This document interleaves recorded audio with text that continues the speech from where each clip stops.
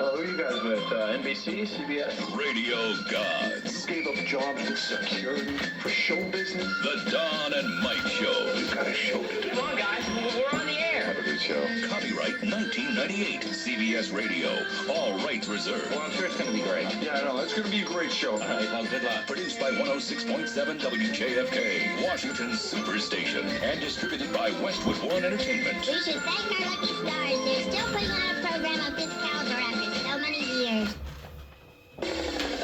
This is the Don and Mike Show.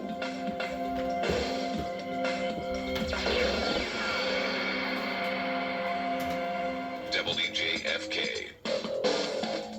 66 westbound starting as usual. Backups now from Glebe to Sycamore. Still up to speed between the Beltway and Centerville. Northbound 270, checking on the report of a wreck near Montgomery Village Avenue. And the interloop ramp at Church Street, just past the Wilson Bridge, had a wreck there, but that's now clear. This update brought to you by Cellular One. I'm Pat Rendell for the Don and Mike Show on WJFK. It's the little things that make me love you so. And I love you. Because of the little things. Yes, the tiny little thing. And you know, I'm thinking of one little thing in particular. This little thing right here. No one pours an Amstel beer like you do. Thank you, sweetie. Who says beer can't be romantic? Are you open for love, passion, and romance? Because you could win one of over 1,000 prizes in the Amstel Valentine's Day promotion. There's a trip for two to the Caribbean. Others will win an intimate Valentine's Day dinner for two. And many more will win a bouquet of flowers to be delivered to their loved one. And it all happens on Valentine's Day. I can think of another little thing. Oh, sure. There's a six-pack of Amstel beer in the fridge. Open a deliciously smooth Amstel beer lager, or perhaps an Amstel Light or Amstel 1870 Pilsner, and be open for love. The Amstels from Amsterdam, open for anything. Are you? See entry form for official rules. No purchase necessary. Must be 21 or over. Void or prohibited. Promotion ends 2/13/98. Imported by Amstel USA, White Plains, New York. Since around the 14th century, there have been only two sounds associated with Valentine's Day. One sound is heard when love has struck its target. The other sound is heard when one resorts to last-minute roadside flowers and drugstore chocolates. Well, this year, let Night Dreams of Tyson's Corner offer you some sound advice for your Valentine's Day gift giving, like this one. Or this one. How about this one? And of course, let's not forget this one. All of which lead to this one. And where can you find these and other little noisemakers? At Night Dreams of Tyson's Corner. Night Dreams can help you fulfill all your Valentine's Day fantasies with the area's largest selection of erotic lingerie, lotions, adult toys, and other seductive pleasures. Night Dreams in the Pike 7 Plaza on Route 7 in Tyson's Corner. Call 703-556-8839. That's 703-556-8839. Night Dreams of Tyson's Corner with some sound solutions for Valentine's Day. Enjoy Night Dreams for their Valentine's lingerie fashion show at Studebakers of Tyson's Corner, Thursday, February 5th. To build global presence in a way that minimizes risk and maximizes returns, a company must... Continued on page 7. Questions? Get the answers only in the Financial Times. In a fast-changing world, only the Financial Times, Mastering Global Business, a special series appearing every Friday through April 3rd, can increase your odds for success in today's global marketplace. The Financial Times, available at your local newsstand. The global daily of business. Oh, no! Another PC user bites the dust, defeated by a software problem he just couldn't fix. And to think, all he needed was First Aid from Cybermedia, already used by over 3 million people to fix their software problems automatically. That's right. First Aid software automatically finds and fixes problems before anything bad happens, putting an end to those unsolvable error messages, devastating crashes, and lost data. First Aid fixes multimedia glitches, software and hardware conflicts, web connection hassles, just about everything that can go wrong. In presenting its prestigious Editor's Choice Award, PC Magazine said First Aid comes to the rescue of Windows 95 users. Let First Aid rescue you from computer problems, now, while it's on sale at software retailers everywhere. Act fast and take advantage of our additional rebate offer. That's First Aid, available on GSA schedule. One of America's largest golf shows is coming. What am I talking about? The Greater Washington Golf Show. It's the biggest. It's the best. It's the motherlode of all golf shows. When? February 6th, 7th, and 8th. Where? The Capitol Expo Center in Chantilly, Virginia. Browse through hundreds of booths featuring the latest in golf equipment, fashion apparel, and golf travel packages. Find name brands like Ashworth, Callaway, Titleist, FootJoy, TaylorMade, and Ping. Save big on aisle after aisle of golf merchandise. Test the latest clubs on the manufacturer's demo range. Compete in the Izzo Long Drive Championship. Plan your next golf getaway to a warm tropical resort. Be one of the first 200 parents to bring a child on Saturday ages 10 and under and receive a free junior golf club courtesy of La Jolla Golf. Enjoy an entire day of golf for only $7. February 6th, 7th, and 8th. Don't miss the Greater Washington Golf Show at the Capitol Expo Center in Chantilly, Virginia, just 5 miles from Dallas Airport. Free parking. Sponsored in part by Washington Golf Monthly. If you haven't been to the Red Moon Saloon at the Holiday Inn Fair Oaks in a while, you may not recognize it. They've revamped the music and added several 3D virtual reality games like skiing, NASCAR, and motorcycling. It's like an arcade for adults. The Red Moon Saloon still has all the great things you've always loved, like dance lessons Tuesday through Friday, and the hottest country music around. But now they also have line dancing every Wednesday night, and backed by popular demand, every Thursday is Ladies' Night. Don't miss crazy hours at the Red Moon Saloon every workday from 5 p.m. to 8 p.m. Boogie to progressive music and the hottest dance tunes from the 80s. The Red Moon Saloon also has a $2 menu with many food and beverage items only $2. The Red Moon Saloon is conveniently located at the Holiday Inn Fair Oaks in Fairfax, adjacent to Fair Oaks Mall. Call 703-352-2525 for directions. That's 703-352-2525. Try a different kind of bar experience at the Red Moon Saloon. 106.7 WJFK Sports Junkie. Yeah, that was Craig Sager from TNT. He's covering the Latrell Sprewell trial. Now it's moved to New York. Now, before we talk about the trial, Craig, would you classify Monica Lewinsky as good-looking, average, or ugly? Well, if she did the things that some people say she did to Clinton, I'd say she's very good looking. There you go! WJFK Sports Junkie. Tonight, 7 till 10 on 106.7 WJFK. This is the station. 106.7. 106.7 WJFK. Geronimo and Michael Mara. WJFK. This is the Dawn and Mike Show.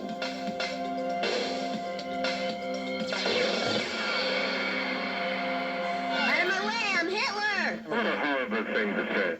Now, I have a message for all you good, moral, Christian people who are complaining that breasts and vaginas are obscene. Hey, don't complain to me. Complain to the manufacturer, okay? And although Jesus told us not to judge, I know you're going to judge anyway, so judge sanely. Judge with your eyes open. What do you consider obscene? Is this obscene to you? Last time on the Don and Mike Show.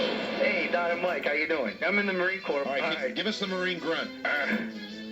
Wow. Hey, I'm an air winger. Come on. We're screwed. I thought every Marine did the Marine Corps grunt, which is, I'm a little concerned, too, if we're planning on doing a big invasion over there. You got Marines going over there going, So he'll be one of the first we send over. Oh, get it?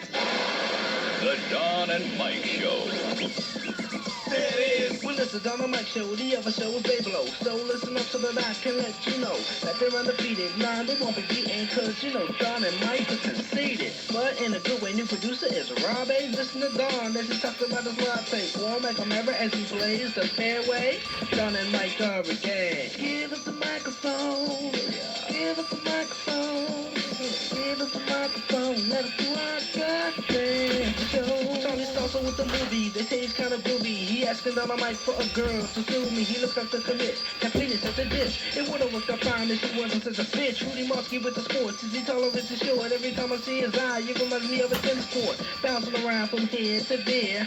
How you doing? You got any beer? Give us the microphone.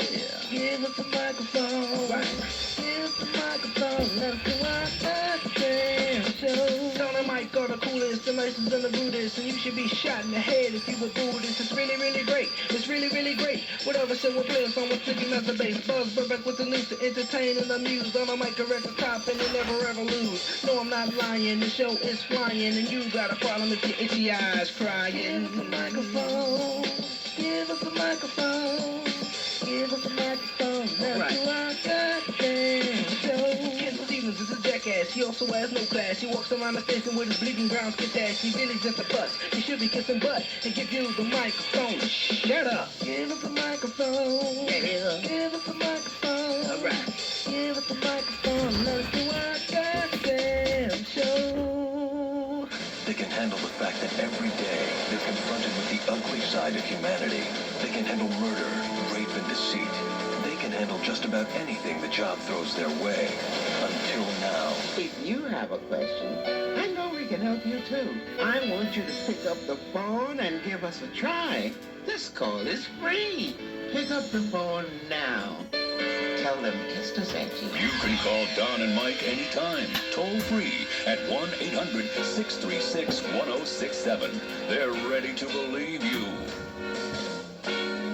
It's the Don and Mike Show, and they'll say what they wish. Where else would you rather be? Than right here, right now. Nowhere, baby. Baby. And you know why? Because it will fascinate you. It will fascinate you. That's right. Oh, there he is. Because she named the night. She named the night. Hi. Can't do workout today. All right, Robert Spiewak, a.k.a. Bobo. Round-eyed goofball king. Let's hear your joke. Good afternoon, Mr. and Mrs. Walters and all the ships at sea. The two guys who realize that the only thing you can rely on corn to do is show up in your stool the next day. Don Geronimo and Mike O'Mara. I like that. Name the night. Thank you, Robey. It will fascinate you. And thank you, Ian. Hello, and thank you for listening. Coast to coast and nationwide via Best Food Fund, darling. Don Geronimo with Mike O'Mara right here. That's why we call it your cotton-picking Don and Mike Show. In various stages of undress. It'll fascinate you. It will fascinate you.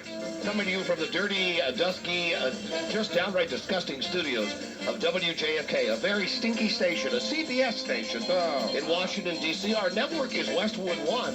We have 52 affiliates, over 4 million listeners, #1 Arbitron rated, and we thank you for that. Yeah. Joining us in the next room, as always, Sweater Guy, and you love him on the Showcase of Mobile Homes, featured on cable television. Here is a spokesperson, Guy Burbank. Hello, Buzz. Hi, Don. Hi, Mike. Hi, Buzz. Hi. Hello, it will fascinate you. Yeah. It will fascinate you.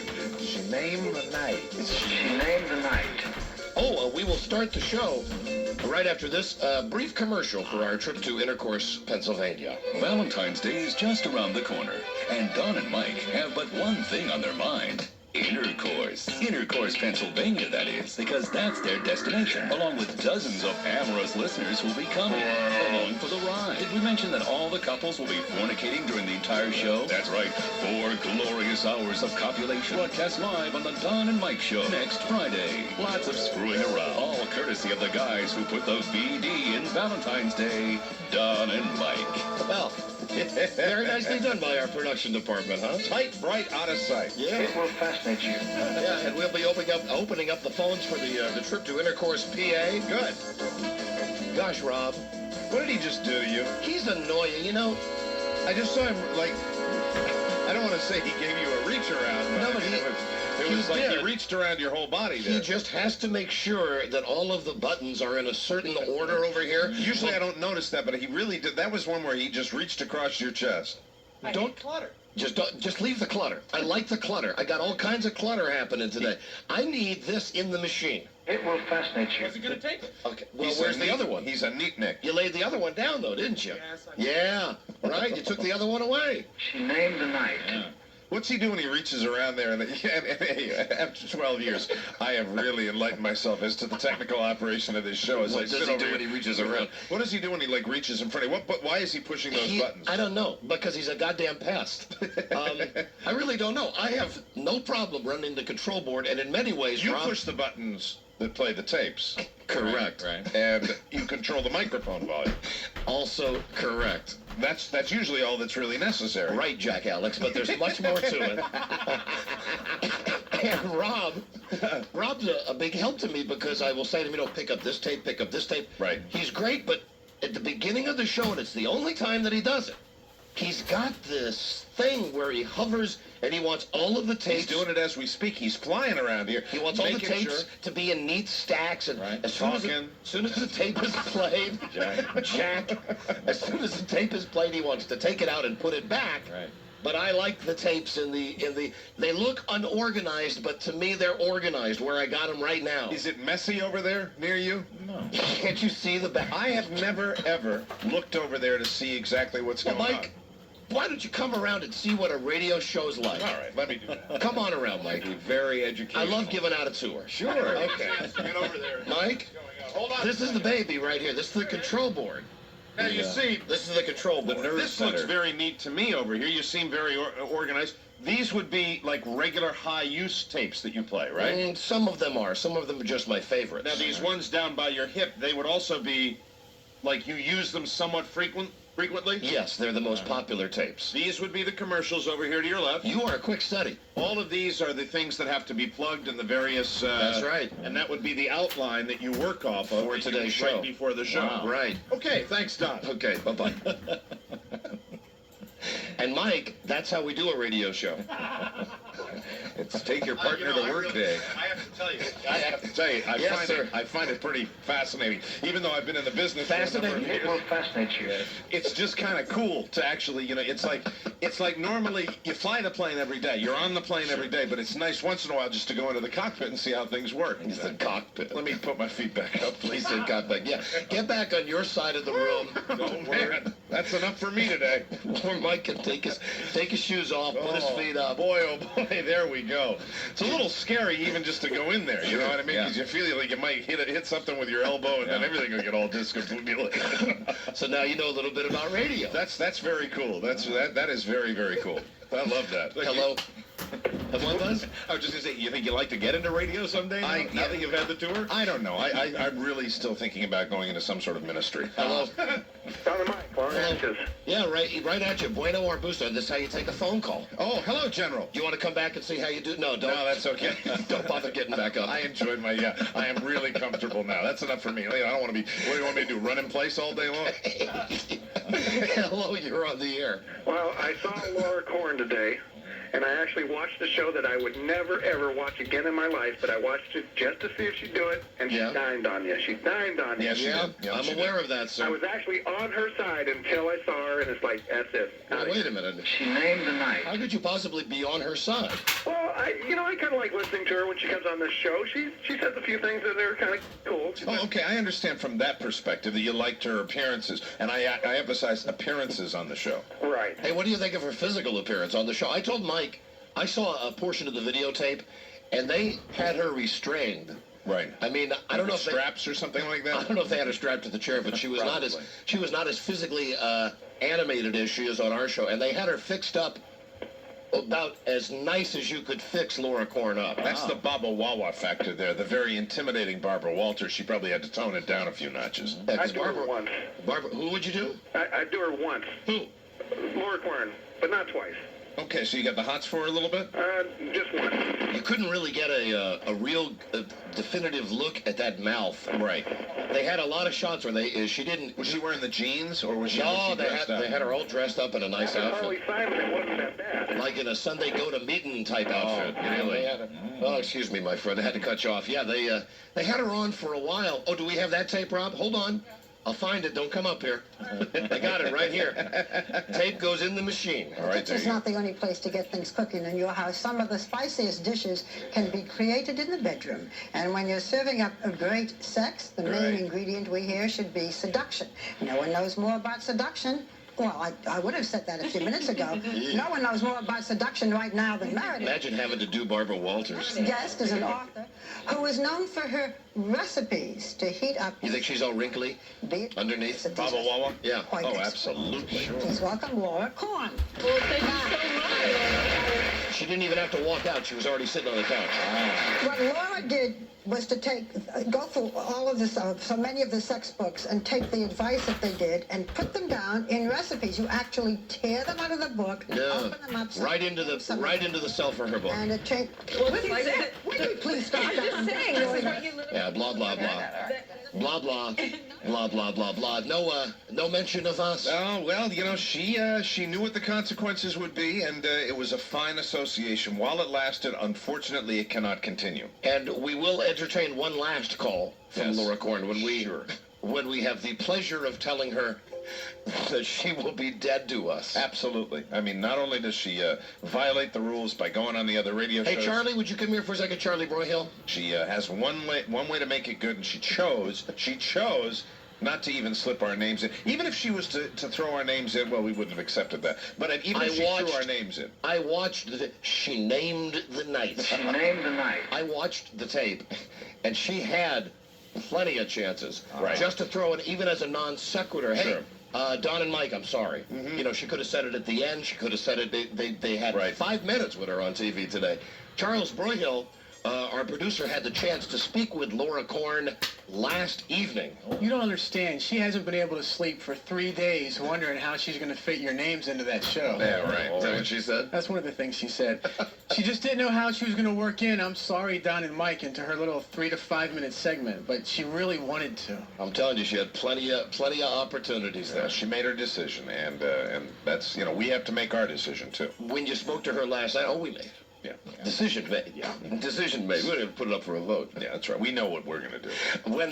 When you talked to her last night, did you indicate that that's all we needed was just a simple, hey, sorry, Don and Mike, and we were really serious about it, right? Yeah, I even told her if she wanted to make up something where the two of you were her twin brothers and she just forgot something that she wanted to say she was sorry for. Yeah, even she That said, would you know, be I gave this to two good friends of mine with their wives, Don and Mike, and incidentally, sorry, Don and Mike, I didn't get it to you sooner. Even that way we could do it. Listen, she could have just come right out of the shooting set. She had plenty of opportunity. It's not like The View is a show that moves at such a rapid pace, it's tough to get a word in edgewise. Sure. There was plenty of big, wide open spaces on that show. Probably terrified that if she said it, you know, and incidentally, sorry, Don and Mike, and then Barbara Walters would go into that. Excuse me, what? What are you saying, Don and Mike? What? And you know what, Mike? That's exactly when it would have happened for us. Yes, absolutely. That's when the pixie dust would have come down, and all of a sudden it would be, who is this Don and Mike? And then, you know, we get the call, and we quit this dump. And, that's it. You know, we become the next Siegfried and Roy. And then Barbara Walters is interviewing us, not on that low-rent show. She's interviewing us on one of her specials. On her Fascinating People show. Before the Academy Awards. Even more fascinating than Ellen the Lesbian is Don and Mike, who have sprung to prominence. And then we both go on and we cry. Like, you know how she works up to having people cry. We cry with the first question. She said, "First of all, your success. Welcome to the show." And we just go, Mommy. All right, Laura Korn did not apologize to us on national TV today. Right. She will call in at some point, and then you know we'll just cut her off. That's it. And then goodbye. Of course. Goodbye. There are other sexperts out there. Hello, Don and Mike show. What's happening, Don and Mike? Hello. This is Patrick from Vegas, and I want to be down with the intercourse trip. Well, now listen, homie. First off, if you're from Vegas, right? The first problem with you joining us on the trip to intercourse would be the fact that, you know, you'd have to make it here to D.C. on your own. Oh, I'm willing to make it to D.C. Really? Wow. Yeah. Well, secondly, are you a married fella? Yeah, I'm married. Okay. How long, sir? About 3 years. 3 years. You didn't sound real enthusiastic when you just said that. You said, yeah, I'm married. It's not a very enthusiastic subject. Really? Why's that? Wouldn't like to talk about it right now. Well, no, I wish you would. Well, ask me the celebrity she most resembles, and you'll find the answer. All right, who does your wife most resemble? If Big Bird were black, that would be her. Really? Yeah. Huh. Well, I mean, so you're not attracted to her physically? Well, a little bit, but What do you mean a little close bit? my eyes. Not as much as you used to be. Yeah. Why'd you marry her? Did she turn into Big Bird overnight? Well, yeah. As a matter of fact, she did. She used to look like a black Opie on crack, but now she looks like Big Bird. Nah, come on, stop jerking our chain. Yeah, no, I mean, if you're not going to level with us, we're going to hang up on you. I'm level with you, I swear. How could you... listen, why would a woman possibly stay married to a man with such a small opinion of her? Hey? Now, you know what I think? I think I know the answer to that. Why? Because he's lying. No. I'm telling you, Don and Mike. No, you're not. I'm telling you, buddy. Yeah, Mr. Slicky Boy, we're good. We got the crap detectors on. You are lying. Why don't you have Opie on crack and Big Bird call us up herself? Okay. Okay? All right. All right. There you go. I will believe that when we receive that call. Bye-bye. Hello, Don and Mike Show. Hey, darling, how are you? Hello. You know, it's not unusual to think that someone might actually want to pay their own expense to get here. We do have two couples, one from the Carolinas and another all the way from, like, Butt Scratch, Idaho, who are going to be driving here on their own. Yeah, we're going to actually have newlyweds coming in from Iowa, right? Yeah, we just want to make sure that if you want to do that, you know, you don't think that you'll call up and we'll give you free airfare or something, because we don't, frankly, we don't have it. No, but if you make it to the bus and we approve you, you know, and you're married, I mean, go ahead, knock yourselves out. Yes, hello. Hello. Hi. Hi. I wish I could be going on your trip, but I was wondering if I could ask you guys a question real quick, because you are the gurus of all of the trivial questions, trivia pursuit things, and I really need your help. Okay. Okay. Now, which one of you guys, if not both of you, had really been into, like, the old cartoons? Like, remember the Pink Panther and the Ant and the Aardvark and all that stuff? Hello, Don and Mike Show. Am I on the air? Yes, you are. Okay. You were Right now simply exhausted by the question. Right now, that poor lady's still talking and go, hello? Okay. Don and Mike, hello? Must have been a bad connection. Hello? There's an exit in Kentucky off of I-75 called Big Bone Lick. Big Bald Wick? Big Bone Lick. Big Bone Lick. Big Bone Lick, yes. You can plan one of your Valentine's days over there. Oh, it's another helper. We don't need a helper. You know, we've got this trip. We haven't even gone on it yet. Well, okay. Okay, Mr. Helper. Hey, we got a screener. Can't we please screen out these helper calls? Yeah, we can. Thank you. Okay. All right, goodbye. Hey, great idea. All right. Great idea. You're a funny guy. Well, thanks. Keep in touch. Bye-bye. Bye-bye. Okay. Hello. I shouldn't have hung up on the lady who wanted to ask us about the Pink Panther cartoons. I hope he sends us a Polaroid of the sign like you see in the back of National Lampoon. Hello, Don and Mike Show. Hey, guys. How's it going today? Hello, my friend. Going great. I was wondering, George Takei, I know, is going to be in the area in the middle of February. Will he have his shirt off? Hello, sir. Yes, this is George Takei. Yeah. I have the worst odor of anybody that ever came on the show. When we had him on our show... Couldn't identify it either. We didn't know No, it was breath. foot odor. I thought it might have been breath. Oh, positive it was foot odor. He had that stale kind of breath thing happening, Most too. Orientals do have that same breath. Oh, no, they don't. I would agree with this guy. No, you would not. Yes, I would, Mike. No, you would not. Yes, I would. Hello, Don and Mike Show. But George Takei did have a foul odor. And remember, he got concerned. It's not Takei. It's Takei. Takei. That's when he was, like, holding out. It was back when they were still doing the Kirk Star Trek movies, and he was holding out for a better part. And remember, they were threatening to write him out of the movie, and he was saying that, you know, no one would go see the movie without Sulu. Sulu? Sulu? Doesn't he have to be a part of the movie? Of course he does. I'm in negotiations right now. Is that my feet or my breath? And then he came back on the show to proudly announce that in the Star Trek movie, he was going to be a captain of his own ship, that was what he had worked out. Yeah. And do you remember that he wasn't in, like, the whole movie except, like, with 10 minutes left? Yes. He gets on the screen, but he was a captain. I called you to let you know that I've been promoted. Aren't you excited? Ooh, I'm Sulu. Remember, it's Takei, not Takei. And he did smell. And I'll go on record, I thought it was the feet. Well, I was standing next to him, and I couldn't tell because it was kind of a hodgepodge. That might have been like the previous evening's meal. I really thought there was something with the rear molars. I'm looking forward to smelling the guy from Loverboy tomorrow. Mm-hmm. Because we saw his publicity picture today. Oh. Mike, Johnny Reno? Johnny Reno, right. Yes. Yeah, Johnny Reno. He looks like you or me. Yes, he does. He's a big guy. That means he's handsome. Oh, God, handsome. Great voice. Nice bandana. Hello, Don and Mike. Hello. Yeah, I'm excited now to have him on. At first I was kind of ambiguous about it, but I thought about it. I guess I like a lot of Loverboy songs, and he's going to sing some of his songs for us tomorrow. Is he bringing another guy in, like, to accompany him and stuff like that? Yeah, a pick man. Cool. Some other guy. Some other guy with long hair. Hello? Hello. You're on the air. I was wondering if you could explain to me what a DSL is. On the air? Uh-huh. Can't do that. But listen. Could I guess a lot if I said the No, you probably already know. You already know what it is. And furthermore, if you only had one, you'd be in trouble. They generally come in twos. Okay, then I got it. Okay. Thank you. Bye-bye. I bet she doesn't have them. Well, she had the idea, though, all along. She simply wanted us to say it. Say it! I bet she doesn't have them. I bet she knows what they are, but she doesn't have them. Oh, probably not. She doesn't have Monica's. Monica's got them. Monica, you know, you can either use DSL or now you can simply throw the word Monica in. Monica, which has become the catch-all word for any kind of sex catchphrase. Oh, yeah, he was giving her a Monica. Sure. She was giving him a Monica. They were doing a Monica. They were doing the Monica. It's a noun. It's a verb. Sure, and I think a lot of people, it's actually making it more easy to ask that special someone, hey, how about a Monica? Hello? Hi. I just wanted to know whether Christine Ferrari had ever apologized to you guys. Christina Ferrari. No, that Mother Monica never called us.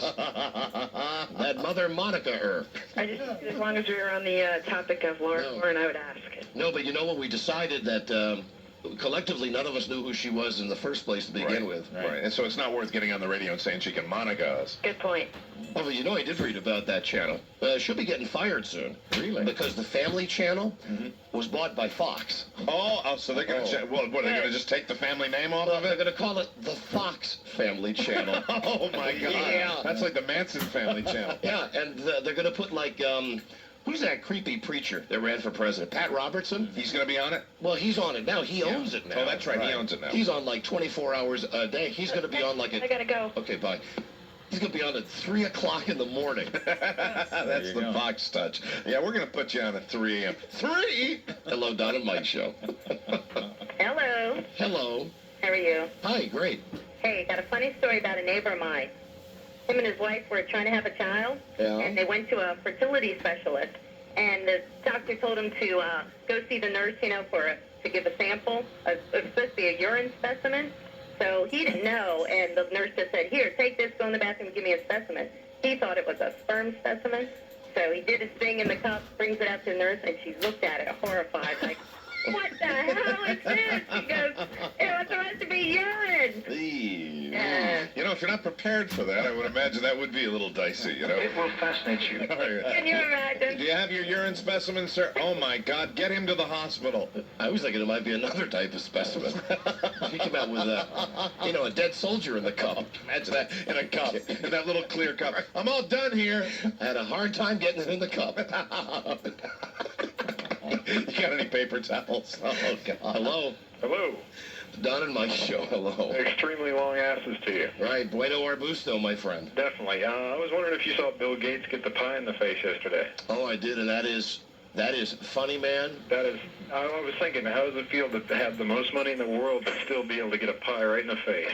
You know what? That guy doesn't care. You know, he'll go out and he'll buy a city block, and he'll do whatever he does when he gets mad. Yeah, they arrested those guys. Do you think you press charges or not? Oh, of course. No, he's already said he will not press charges. No, that's what you think, Buzz. Oh, okay. See, I think a guy like Bill Gates... He has so much money, he'll say he won't press charges. He'll actually have them brought out into the desert and murdered. He's got, like, secret police. Like, he gets the pie in the face in this place. Right. He leaves. A week later, he buys the whole block. Right. I mean, he buys the entire city block, and then a month later, like, he just tears down all the buildings there. You better hire the guy to work in a pie factory he buys or something. Oh, I'm sorry. Yeah. Okay. That would be our first Bill Gates call. Probably our last Bill Gates call. Probably was there an organization that did this? Was there somebody like representing something? It was Pies Across America. There was a guy with a video camera there, so there was a group of people who were waiting for that to happen. Just wanted to goof on him because he's such a rich guy. There's so many other people. He showed him, though. He got up, he wiped his face off with $1,000 bills. There you go. There you go. And I'm going to throw them away. I'm not giving any of them to you. There's so many guys that I would rather have get a pie in the face than Bill Gates. Yeah. Well, yeah, Windows 95 is kind of a pain in the ass. I mean, so you kind of tracked with that guy doing that. Let's be honest. I mean, you know, it's a built-in ripoff because you got to constantly every year buy the new junk for it. Come on. Just make one that works. Well, that's his whole idea, though. You know, he wants you to buy the new junk. I'm aware. That new junk is buying him that $450 million house he lives in. And furthermore, I don't care if all my computers say that it's... Hello? I don't care if my computers say it's the year 1900. I was wondering if you have another kid, so Bart might not be such a little brat. Oh, I'm thinking about adopting your family. Really? I got 5 kids, so I don't think you want them. You have 5 children? Yes, I do. You're a very sensitive man. Thank you. Well, maybe you should have a couple more. You just would. How do you know anything about my kid? How do I know? You can just tell by what he sounds like when he calls up and I go, Dan, I want a dog. I want a dog. How many of your 5 children are legitimate, sir? All 5 of them. Oh, you got a lot of nerve. Why don't you bring your raggy muffins down here and I'll size them up and then I'll tell you what a good job you've done. I will send you pictures and stuff and you can... You mean pictures? There's a C in that word, sir. Pictures are what you pour beer out of. Oh, is that right? Oh, listen, you can, you know, that's a low blow, you asswipe. You can call up and say something about me, but don't say something about my kid. Don't say something about my kid. You're a little butt licker. Don't call me an asswipe. You are an asswipe. God, you are. You're the worst. You're the worst. Why don't you pound sand up your ass? There is the bravest man in America. Pound sand. Very nice. Wow, he was very gutsy with that last little comment there, and then he ran away, and it's like... It takes a very big man to call the show and yell at a kid. Yes, it does. You know, a kid... How often does my kid call the show? Once a week, maybe at the most? That is somebody who cannot possibly play on the field the way it's put. He can't come into the arena and play on that level playing field, so he has to do it in that little underhanded way. However, listen, maybe the kids' moms are listening. And I say moms, plural. Sure. Because I'm sure he's had different kids with different women. And I admire your restraint and self-control because I swear to God, Bring me those children. I don't know what I'd do. I really don't know. I would say, excuse me for just a second. I would be back standing over Broyhill going, where's the address? Get me the address. The guy's a pussy. The guy's just a big pussy. But bring me your children and I'll raise them. The 5 illegitimate ones with different fathers, and she told them that they were yours. I'll raise them. I'll give them a good home. And they can call the show if they like. Yeah. You'll teach them how to throw pies at major executives. And I'll teach them that you don't kiss your cousins. And you don't look at dogs' private parts. And daddies don't drink beer at 7 in the morning. All the good rules of life, and they will have a prosperous, long, and happy life. You're a very big man, sir. Very, very nice. It's easy to hide behind the telephone. So what a pussy thing to say. If you don't like me, that's all right. Call me up. I'm a grown man. Oh, eat me. You jerk. You jerk ass. Hello? Hello? Yes, hello. You're next. How you guys doing? You're next. Oh, the Don and Mike get together. Can you feel the love? Can you feel the magic? Listen, I'm just calling to defend Barty. Listen, please. Thank you, but no. Come on. Listen. Come on, everybody. Let's get real. Hello? Hey, Don. Yes. Hey, are you giving away that penis enlarger still? So here's a good call. Yeah, we are. Listen, man, that we have not given that away yet. I need it, big time. Do you? I mean, they used to call me Peanut in the showers in high school. Really? Wouldn't go out with me, you know. It was I so got my bad. reunion coming up. Wait a minute. It was so bad that they would actually take note of your size in the showers? They called me Peanut. Really? Was that for your unit or the whole thing? The whole thing. Like the whole package, I should say. How old are you now, sir? I'm 29. 29. Would you say that your penis is small, medium, large, or extra large? How about extra small? Extra small. So you really had this complex, huh? Throughout my life. If we were to give you this penile enlargement kit, of which we only have one left, I can report back to you and give you the progress. You mean you seriously would want to use that? I need it. You really do. You sound, though, like you're not really hung up about it, so to speak. Well, hey, you know. I mean, really, deal with what you got. Yeah, I mean, you're very forthright, saying, calling the show. That's what surprises me. That normally guys that suffer from that would normally want to keep it quiet. Again, Mike, it's the veil, right? The veil. You could call the show. Nobody knows who you are, unless you got caller ID. And then, maybe you could, do something mean to someone who called the show and said something about your kid, but then you would never have to say anything about him on the air. I'm not talking about your kid. I love your kid. Oh, I know. I'm just, this guy's just focused. This guy he is focused. He is actually focused. Did you just say that Bart's penis is probably as big as yours? It's bigger, probably. Oh, boy, you really are focused on it. You sound like you really need this product. I need it, my man. Oh, man, do you think you'd use the hand pump or hook it up to the vacuum? I'd try both. All right, listen, my good man. I'll extend this olive branch to you. Mm-hmm. If you would come down to the radio show. You're going to fly me in from California. Oh, from California. Oh, boy. Oh, that's too bad. I was going to make Cannon look at your winky ding. I can send you a picture if you'd like. Why don't you do that? Yeah, I think that's valid. I mean, that would be the way to earn the product. Rob's shaking his head. Rob, you don't want to look at that picture, do you? You hold on to that picture, Mike. Yeah, hold on. Yeah, sure. You know, maybe that'll just be a whole contest. Send us a picture of your penis. Hold on, please. That sounds like us. Hold on. Now, here's a guy who says he needs it even more. Is this Dusty? Dusty. Dusty on the zoo. Hello, Dusty? Hey. Hey. I'm Mike. Hey. It will fascinate you. Hello, Dusty. Howdy, Dusty. Hey, listen. Yeah. My dad was Chinese. My mom was Japanese. I was born a redhead. Yeah. You've heard of small. You ever heard of inverted nipples on women? Dusty. Wow, Dusty. Dusty. That sounds like quite a problem. How old are you, Dusty? I'm 44. 44. Are you married, Dusty? Yes, I am. Mm-hmm. You have any kids? Yes. Okay, well, that's... Okay, that was like an unsure yes. Yeah. Do you have any kids who live with you? I mean, that you put your name on? Yeah, I do. So your penis functions. You're a redheaded Chinese guy? My dad is Chinese, mom Japanese. I was redhead. You know the guy in Powder? Yeah. I've got his complexion. Really? So you're very fair? Very fair. Are you Chinese or Japanese looking? One eye goes one way, the other eye goes the other way. Oh, come on. Dusty, come on. Wow. Send us a picture. Okay? Yes, I think that probably is... Oh, God. What are we doing here? Send us a picture. Oh, my God. Decorate the walls. It'll be great for the Christmas party next year. Send them out to... Happy holidays from CBS Radio. Put a little collage together. Send it out with a press release. Kent Stevens announces. Send this guy's picture out. Picture of this guy naked. A Chinese-Japanese guy with red hair. Looks like Powder. Wow. With a very, very small instrument. Well, if the photographic evidence is something that we deem legitimate, that he might be the big winner. Yeah. It's not small, it's inverted. Oh, my. What do you mean by that, Dusty? What is it, like a turtle coming out of a shell? There you go. Really? Oh.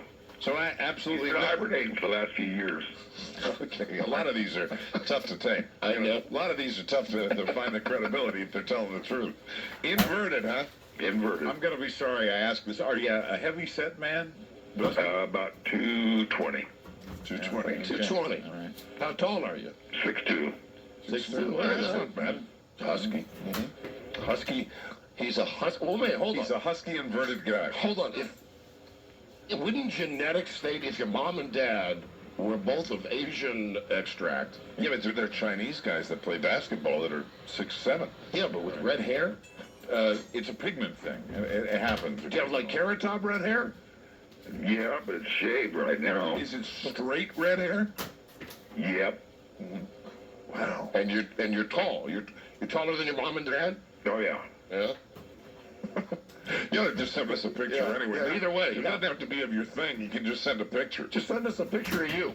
All right. Okay, Dusty? All right. Yeah, I'd like to get to know you. I really need it. So are you happily married guy, Dusty? Very happily. Very happily married. And you sound like a truck driver, Dusty. You got kind of a raspy voice happening. Yeah, I'm Jack Klugman. Oh, have you had the voice box thing done? No. No? Oh. No, I called a couple weeks ago and you said, wait a minute, can I get you a drink of water? Is this Jack Klugman? Oh, funny Gary. That's right. Good Gary looking back on it now. Very raspy voice. Hello, Felix. This is Oscar. So you've called before, Dusty? Just once before. Felix, stop cleaning up. It was about Spice Girls. Yeah, well, the Spice Girls. I heard that. Which two of the Spice Girls would do each other? Okay, Dusty. All right, Dusty. All right, hold on, my friend. All right. Okay. All right. Japanese, red-haired, 6'2", Powder. 20. It's a Powder complexion, and it's inverted. God.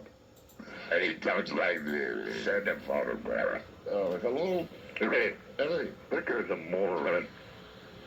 I called that before you did. I'm still older, Don. Oh, this is the only guy from California that wants it. It's Okay, very small. all right. Red. All right, hold on. You didn't think Dusty was credible? Oh, he's married, too. I'm single. Well, but you're not inverted, are you? No, I got a shaft telomere. You know, I'm 29 years old, you know. You have a what? It's running out, bro. What's running out, bro?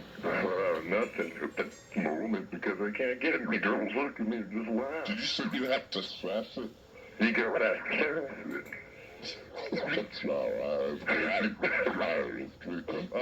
Turkey is a bad person. That's because it's so small. I got assassin. Have you ever really had a girl laugh at your penis?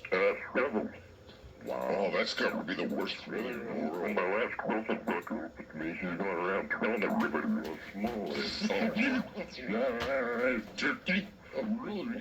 How does that happen? You must have been a pretty cruel woman.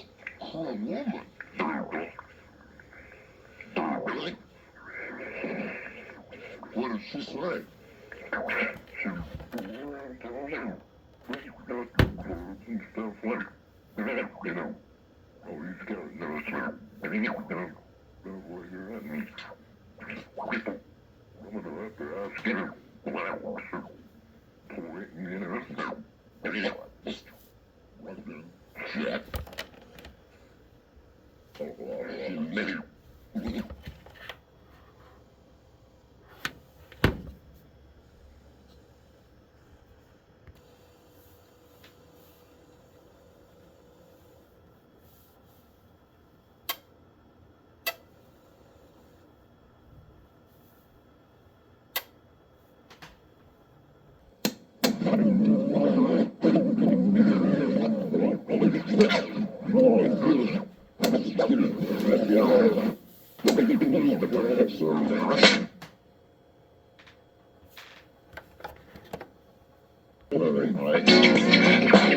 Which I can't understand. The cover sheet says send more, please. Okay. It must be good from Ralph Radio in Denver. Way to go, Ralph. And thanks to all the listeners in Denver, Colorado. And in Wichita, Kansas. Our show is number 2. Yeah! We're big fans of number 2 on this show. We love number 2. Nothing wrong with a good number 2. not to be confused with number 1. Oh, yeah, it's great to be number 1. I've got more than enough hair down there. That's among all men, okay? In Wichita, Kansas, we have a 7.8 shares. So thank you for listening on KFH Radio. That's great news. Yeah. And I guess it's good from Denver, too. Maybe they'll put the show on live in Denver. That would be great, because, you know, we do get calls from people that listen to the tape delay, and it gets a little confusing. Yeah. Plus, I would love to talk about Bill Hanslick, the coach of the Denver Nuggets. The guy that was in my cousin Ronnie's garage changing the oil. Guy we tried to get on the show, but he respectfully declined. Right. He's like the worst coach in the history ever of basketball. Yeah. The Denver Nuggets, seriously, are the worst team ever.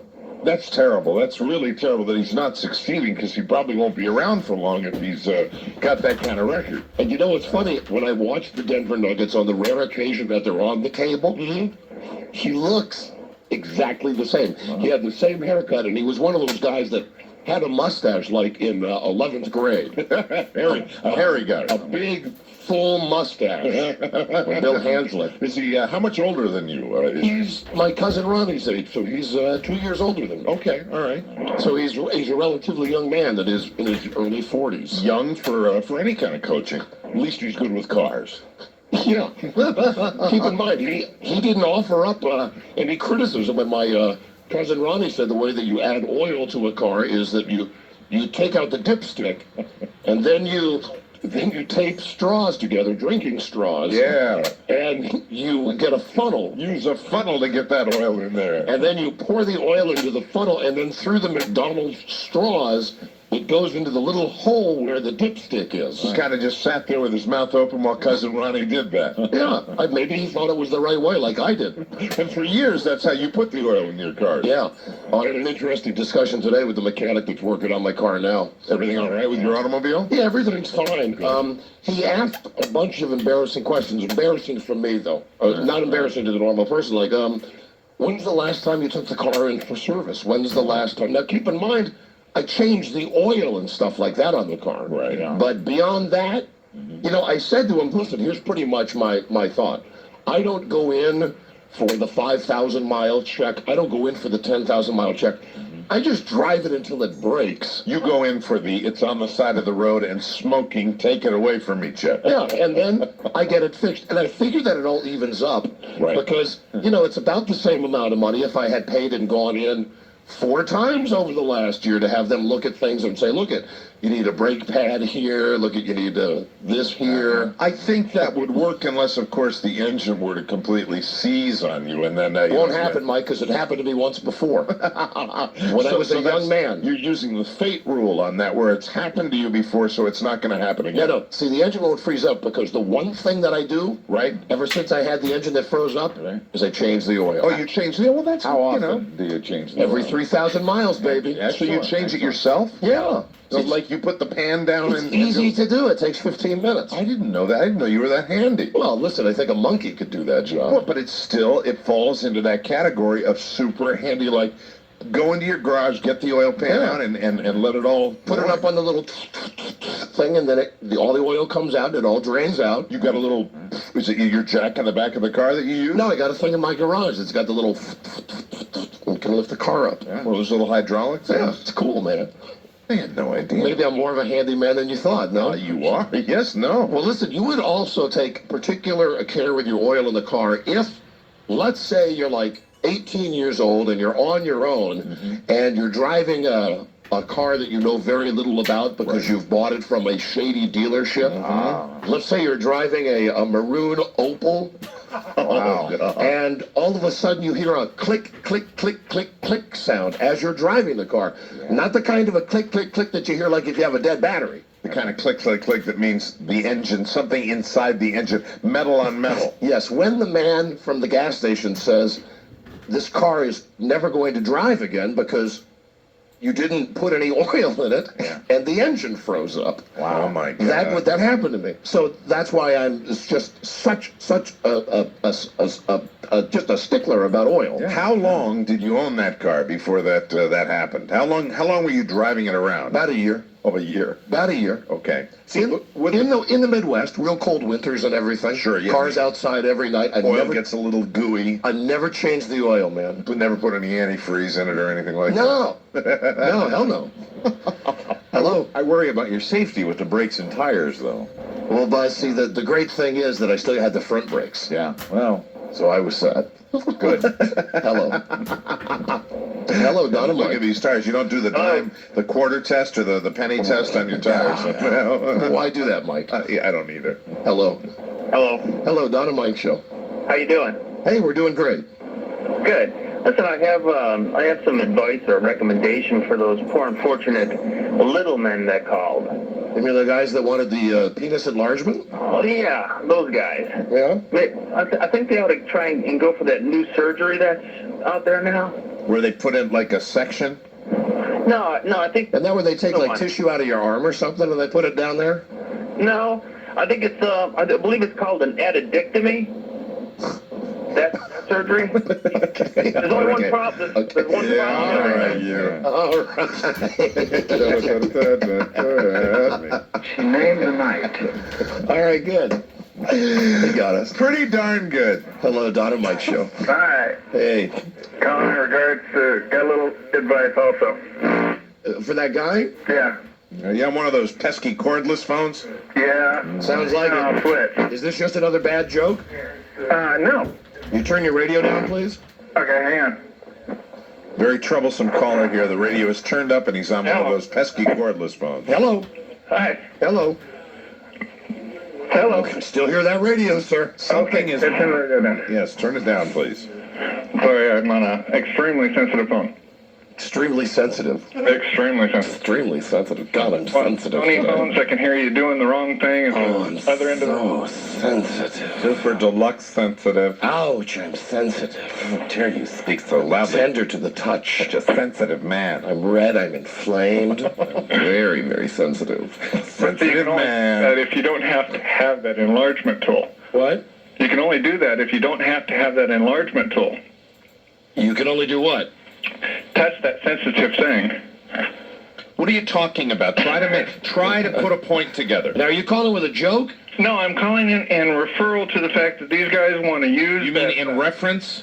They want to use that vacuum device. Right. Well, you have to have something to put it on. Not necessarily. I think that what the guy is saying, even if he's inverted, if he like presses it up against himself, you know, it might work. It'll just suck it right back out, right? Listen, I don't really know. I don't want to think it through that much. And if you don't need the product, why are you so concerned about it? Well, I'm just concerned for everyone's welfare. You know, is there small penis men running through the streets and can use it? Pardon me? Just making sure it can go to someone who can use it. Do you perhaps need the product? No. Come on. Really? Definitely not. Come on. There's a reason you called about this. Are you small, medium, large, extra large? You know, I've never been measured. Well, you know. Small. That means small. Yeah, you're small. I mean small. The wife says I'm big enough. What was that? My wife says I'm big enough. Big enough, and for a lot of guys, that is satisfactory. What is she supposed to say? If she says you have a small penis, she'll ruin you, right? Right? You won't have any confidence. You got a prop. You got a point. That's why your wife's probably going out seeing someone on the side.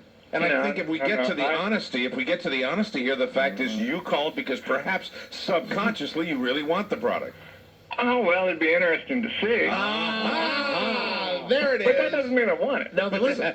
See, then why do we have to go through the charade if you're calling with all this other stuff about the other guys? You don't care about small-penised men running through your town crazily, screaming out their names? You want the product for yourself. No, just a picture. No, you don't. You want the product, don't you? But see, there's no way I could get it.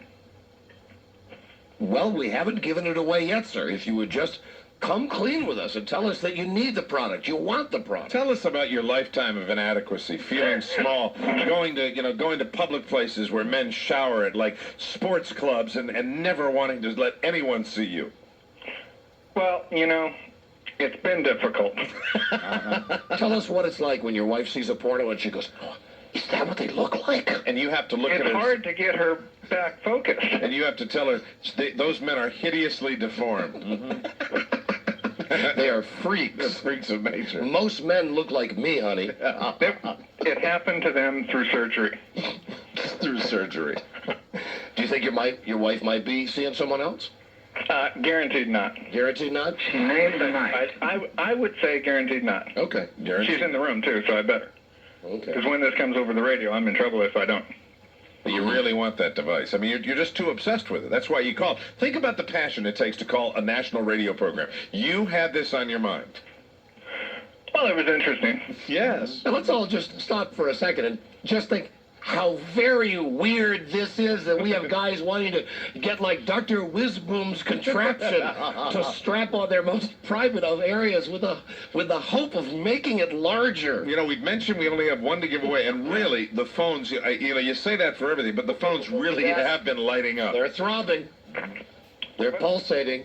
The phones are rigid. Some guys saying they're dusty and they're inverted. Some guys saying they're super small. Then a guy like you. Phone's giving us the Mile High Salute right now. Pulling a Terrell Davis on us. It's decent, but it could be bigger. It needs all the work it can get. You know, I'm guessing we had a guy that got one and he used a vacuum instead of the hand pump. I'm guessing you would hook up your air compressor to it. It doesn't work. Tailpipe of his car, man. Well, listen, I got a foot pump, though. Where are you from? California. Another guy from California. That must be where all the guys with small things are located. Mm-hmm. Hey, they almost flock out there together. Except they make all those movies out there in California, don't they? They make all those movies with the guys that are deformed. Southern California. Southern California. Yes. You need this pump. All right, hold on, and we'll take your information. Okay. All right, thank you. Thank you. It's going to be a heated competition for this device. Sure is. Hello. Hello? And keep in mind, it's like something out of Dr. Frankenstein's store. I mean, it's a really. It's a scary-looking contraption, man. Looks like something you could actually, cover a rose with too. It's this little clear plastic tube, and it'll be a nice decorative item. Hello. Hello? Hi, Donna Mike Show. Hi. Hi. I'm from Sacramento. My name's Bonnie. I'm just calling. Are you guys ever going to come back out here and do like a Las Vegas show? You know what, Bonnie? We're discussing that right now with our station KHTK. That would be great. We'd love to come back out there, but it's a bit of a hike for us. So if we do come back out that way, we're most likely going to do a couple of shows out there and add in a Las Vegas-style show. That would be awesome. awesome. We'd love to do it. You know, we have a show coming up a week from today. Dude Walker.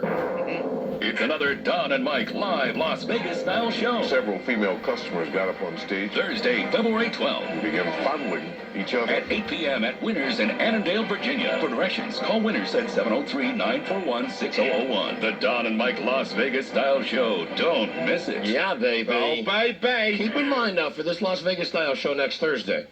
Well, see, that's too far away for me. Right, but for those who are in this area, the D.C., Baltimore, Pennsylvania area, Yeah. no nudity, okay? Because Why not? That's the best part. well, because the Alcohol Control Board really wants to come down hard, Right. if you'll pardon the pun, on the places that we are doing these shows from. So no nudity. But we do maintain that you can wear pasties, G-strings, Ooh, thongs. Sure. even better. You can wear the skimpiest underwear possible. But you have to wear undergarments. And that's just during the underwear fashion show. That's right. Even one of those string bikinis? Sure, Just a piece of Absolutely. Yeah, we're going to have a DSL contest. We're going to have a Monica Lewinsky lookalike contest. See who's got the best DSLs. Did you make sure to get the popsicles? And then we're going to have the all-male Linda Tripp lookalike contest. Looking forward to that. So it's going to be a huge show. And the first 1,000 people through the doors get the Don and Mike Bulbous key tags. We want to say thanks for making the show #1 Arbitron rated again. It's Yeah. going to be a good night next Thursday. And, yeah, I hope we can come out to SAC and do that. That would be great. I'd love to. I mean, the last time you guys were out here, afterwards, all kinds of guys were running around in the streets naked. Really? Of Yes. course. Of course. It's always exciting. All right. It was awesome. Thanks, Bonnie. Thank you. Bye-bye. She enjoyed that part. Yes, another California connection. Hello. Yeah, anything goes in California, man. Well, I think that's why we're getting all the calls for the device. Hello, Don and Mike show. Yeah, I wanted to win that thing about the make your penis bigger. Yeah, all right. Hello, Don and Mike show. Hello. Hi, I just turned the radio on. I was wondering if Don and Mike heard the newest CBS News report about some guy having a tape of Monica and the president at this place in Palm Beach, Florida, where he vacationed last year when he injured his knee. Is this a joke? No, it is not. You got anything on the wire about that, Buzz? No, there's been nothing from the Nothing from Associated Press. CBS. Nothing from CBS. CBS. Stupid president. It was just on the news 10 minutes ago. Really? Really? Well, that's pretty Do they? incriminating. You say they have a tape of him actually speaking to her? The way they explained it was that the guy has the two of them on tape together at the place in Palm Beach. You mean she was down there? Yes. She was down in Palm Beach? Oh, well, listen, hold on. Let's not do what we did last week. Let's just see. Yes. Let's wait. Yeah. It's so exciting, though. See, that's the journalist. I know, we in us. want it to be true. We both get a little excited. Even though we support the president, we get kind of excited about this. That's not the journalist in us. We just, that's just the town crier. Yeah! We just want to be the first. Mr. Clean. Mr. Clean! President with Monica in Palm Beach, Florida. Hey, where are you calling from? Me? Yeah. I'm calling from Plattsburgh, New York. So what station are you watching? I was listening to a different radio station a minute ago. Oh. That's very bad. I know. Now, wait, was this a real... Wait a minute. This is the time of the day that my kids come home from school and I kind of lose track of the radio, so I have to switch it when... Miss Tripp, was this an actual, was this a legitimate news story, or was it part of, like, a show? No, this was on the Hour News. On the Hour News. And you say it was CBS? Yes. That's our network, you know. Yeah. And they're doing a bang-up job. Rating show, they're doing a super job. All right, well, thank you. We'll look into it. Okay. Thank you. Yeah, we've got the very latest. But here. just in case she was right, there's our town crier sound effect. Videotape, Florida, President Monica. Hello, Donna Mike. Hello. Hello. Radio God. Hello. I have a question. I called a few weeks ago All right, with the bell. I called a few weeks ago about I was getting breast augmentation done, and I really want to do it. And you have gave all these guys a bunch of suggestions. We had gave what? You've given all these men suggestions for penis enlargements. Well, my problem is I can't find any financing for my breast augmentation. Well, you got to find yourself a nice sugar daddy. I mean, Listen, I'll tell you a story. There was a disc jockey. I won't say his name now because he's like got a different life now. This guy was really one of my mentors in the radio business. Okay, good guy, did a lot for me. He was my program director a long time ago. He had a girlfriend on the side that worked at a small suburban station, and he paid for her breast implants. and proudly told everybody when they would be together, he would say, "Yeah, I paid for these." Right. Right there. And to this day. Very proud of that fact. Yes, and he was not married to her. She was married, well, later, I believe, became married to somebody else. I don't want to get in any trouble here. But, and how were the results? Oh, Jim Dandy. Really? Jim Dandy. I remember one time at a party, she actually wanted guys, we were having a staff party. Right. Sure. Actually, come feel. They feel so real. Party girl. Yeah, party girl. Yeah. Well, I'd be willing to do that if there was a sugar daddy out there that would pay for them. I think you $4,700. I think you got to find a guy like this guy, a guy who was a kind of a vagabond DJ, fancied himself at the time kind of like as a bachelor, a swinger, a ladies guy. Guy didn't have any family to worry about supporting, so. You know, he proudly bought her the breast implants. Who is the celebrity you most resemble, ma'am? Oh, I have no idea. Oh, you got to give us that. I mean, who Probably knows some that? guy from the waist up. A guy from the waist up. Do you have a mustache? No. You know, I'd say go to chest. You know, I don't have one, so. Maybe I don't. Is there a local radio station you could call? Although now, you know, it's probably more expensive now than it was then. Like she said, $4,700. Yeah, for a disc jockey to come up with that type of money, you'd probably have to go higher in the food chain now than a disc jockey to be your sugar daddy. I'd be glad to show them to whoever, let whoever touch them. Maybe pay for them. Maybe a local news anchor. You know. Do you live in the Washington area? Yeah. Well, see, you've got the United States Congress. Well, if you go to the right parties, you could hang around. I'm sure, you know, it's not reported. Clinton's getting all the publicity, but I'm sure there's still a lot of younger guys that are, you know, kind of horn dogs. I could be an intern, I guess. Get them done. Oh, you know, just make it known. Listen, you know, there's nothing wrong with a gal knowing what her objective is. My objective is to get breast implants. And when I mentioned, you know, the celebrity you most resemble, I asked that simply to know, get a general idea of what you look like, because you know, you don't want to invest $4,700. You know. I had blue eyes and long curly brown hair. I'm sort of thin. Sort of thin? Yeah. Me too. I'm not huge. I'm not fat. I'm right. about 135. That's what I tell people too. Okay, I'm sort of thin. You know. If we lived in a world where all of the mirrors were like the mirrors at the fun house on the pier, I'm sort of thin. And you got those big shoulders too, you know. That's right. Tiny little waist, big shoulders. Well, listen, that would be, I guess, the advice. Find a nice sugar daddy. Okay. I'd just like to say I love your show. I was riding home the other day, and I laughed so hard I peed in my car. Oh, well, thank you. Fantastic. That's the gift that lasts. I tell you, the sugar daddies are lining up right now. You know, go find yourself some old CEO, like the guy on the Monopoly money. Oh, how old? Find yourself. What was that guy's name? Mr. Pennywise? Moneybags. Moneybags. Mr. Moneybags. Go find some guy like that. Guy with the white mustache. Yeah. That'll do. And the little top hat. There you go. Thank you. Thank you. All right, one more call before I break. Hello, Don and Mike. Hey, how you doing? Doing great, thanks. Hey, listen, Don, you don't have to change your oil that much, man. I know it's fun and all, and but I have an uncle that has a car that's got like 100,000 miles on it. He's only ever changed it 4 times. Yeah, but listen, if you've ever had an engine freeze up on you, that's a religious experience. You will change the oil, and furthermore, you make documentation of it. I had an engine seize myself in a Jeep. Do you remember when I had that Jeep?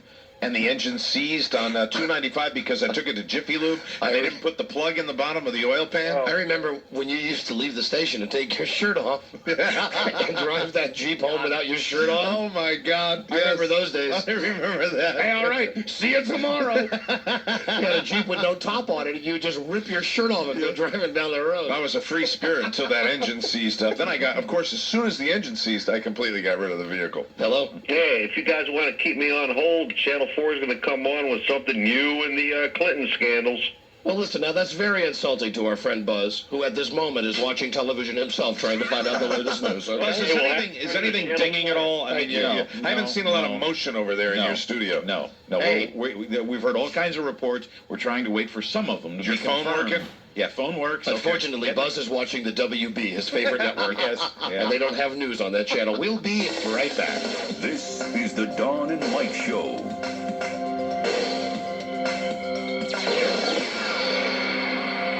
The hottest moments from this week's Don and Mike shows are played back Saturdays 9 a.m. till 2. Really? On the new Replay Saturdays. Wow. Here on 106.7 WJFK. Southbound 95, starting to see some slow stuff now through Newington and at Bristow Road down in 619. That left lane is still blocked with a tractor-trailer accident in the process of clearing. Interloop in Fairfax County, seeing slowdowns from Tyson spreading across the Legion Bridge, and in Montgomery County, Interloop starting to show backups as well from Old Georgetown Road to Georgia Avenue. I'm Pat Rendell for the Don and Mike Show on WJFK. CBS Radio, WJFK FM, Manassas, Washington, D.C. Pervert! Sicko! Pedophile! Pervert! Sicko! Pedophile! Pervert! Sicko! Pedophile! How would you like it if people branded you a sexual offender? Because of your name? A case of mistaken identity turns into a nightmare for a local woman, and her troubles teach all of us a lesson. There's a lot of misinformation in our fast-moving age of information. How can you protect your identity? The answer, tonight on News 7 at 6. In the beginning, we covered the world of entertainment. Extra. Now we cover the world. Breaking news. If it excites, Fashion. Sports. entertains, Celebrities. Stars. inspires, Real-life heroes. enlightens, Health. Fitness. or pushes the edge, Style. Trends. you'll see it on Extra. What's up and what's coming down. Extra. Everything interesting in your world every day. Right now. Tonight at midnight on WJLA TV, ABC 7. Oh, darling. Darling. Could we possibly? You mean? Oh, yes, darling. One more. All right, then, just one. Oh, darling, an Amstel Light? You're so romantic. Thank you, darling. Who says beer can't be romantic? Are you open for love, passion, and romance? Because you could win one of over 1,000 prizes in the Amstel Valentine's Day promotion. There's a trip for two to the Caribbean, others will win an intimate Valentine's Day dinner for two, and many more will win a bouquet of flowers to be delivered to their loved one. And it all happens on Valentine's Day. Darling, one more? Of course. Darling, I brought a 12-pack. Open a refreshingly crisp, full-bodied Amstel Light, or perhaps an Amstel Beer Lager, or Amstel 1870 Pilsner, and be open for love. The Amstels from Amsterdam, open for anything. Are you? See entry form for official rules. No purchase necessary, must be 21 or over. Void or prohibited. Promotion ends 2/13/98, imported by Amstel USA, White Plains, New York. So the Maryland Lottery has this new game called Cash in Hand. A new game? Mm-hmm. And get this. It pays you $500,000 like, ba-boom, all at once. Well, what are you saying? That you get $500,000 like Shazam all at once? No, I'm saying that with Cash in Hand, you get $500,000 like gaflunch all at once. Gaflunch? I don't get it. You're trying to tell me that the Maryland Lottery has a totally new game where you get $500,000 all at once. Right. Like ka-chunk. Look, did I say ka-chunk? Well, no, I'm saying that you get $500,000 like harumph all at once. Harumph? That's right. Oh, you get it all at once. Play Cash in Hand from the Maryland Lottery. The all-new game where you get it all at once. Just like that. That's 7 out of 31 numbers and win $500,000 with drawings every Monday, Wednesday, and Friday. Top prize is $500,000 less applicable taxes. Sidewalk.com and British Airways, the world's favorite airline, have the perfect way to make this Valentine's Day one you'll never forget. Visit Sidewalk.com and enter for a chance to win a romantic getaway for two to Paris. Experience the best of the Washington area with Sidewalk.com. Find in-depth coverage of local events, restaurants, movies, places to go, sports, and recreation throughout Virginia, Maryland, and the District. With Sidewalk.com, you can find a romantic restaurant, a nearby theater, and enter for a chance to win the ultimate Valentine's Day gift, a romantic getaway for two to Paris. Sidewalk.com is your personalized guide to entertainment in the Washington area. Go to Sidewalk.com, then go experience Washington. Sidewalk.com. It took you months to say hello to her, weeks to ask her out. Now you're running out of time to plan the perfect romantic Valentine's Day. One at a time, we know you. One at a time, we show you. Care that touches everyone. One at a time. CVS. Valentine's Day is here again already, but at CVS Pharmacy, it's never too late to find exactly what you need, like delicious candy, cuddly stuffed animals, and designer fragrances.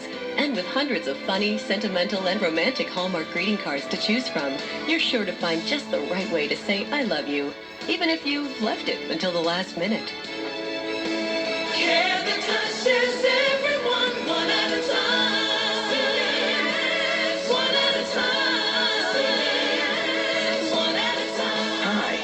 AtCall. If you live on this planet, you're probably bored to tears with long-distance companies droning on about competitive rates. So, here's a page from this month's Council of Justice, titled The Sultans of Doom. There, in the darkness, was it Shira? Could she still be alive? Look out, Lex!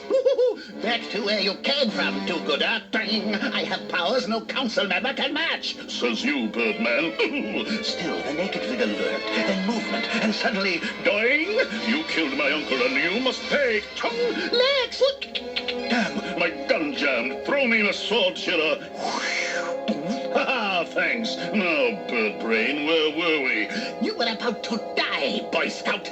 Hey, for more stories, stay tuned. For 10 cents a minute residential long distance, call 1-888-FLAT-OUT. That's state to state, no disclaimers, no dialing codes, 24 hours a day. AtCall, long distance, some spandex, but no asterisks. Washington Superstation. We're just trying to entertain people, and morality's just gonna get in the way. 106.7 WJFK.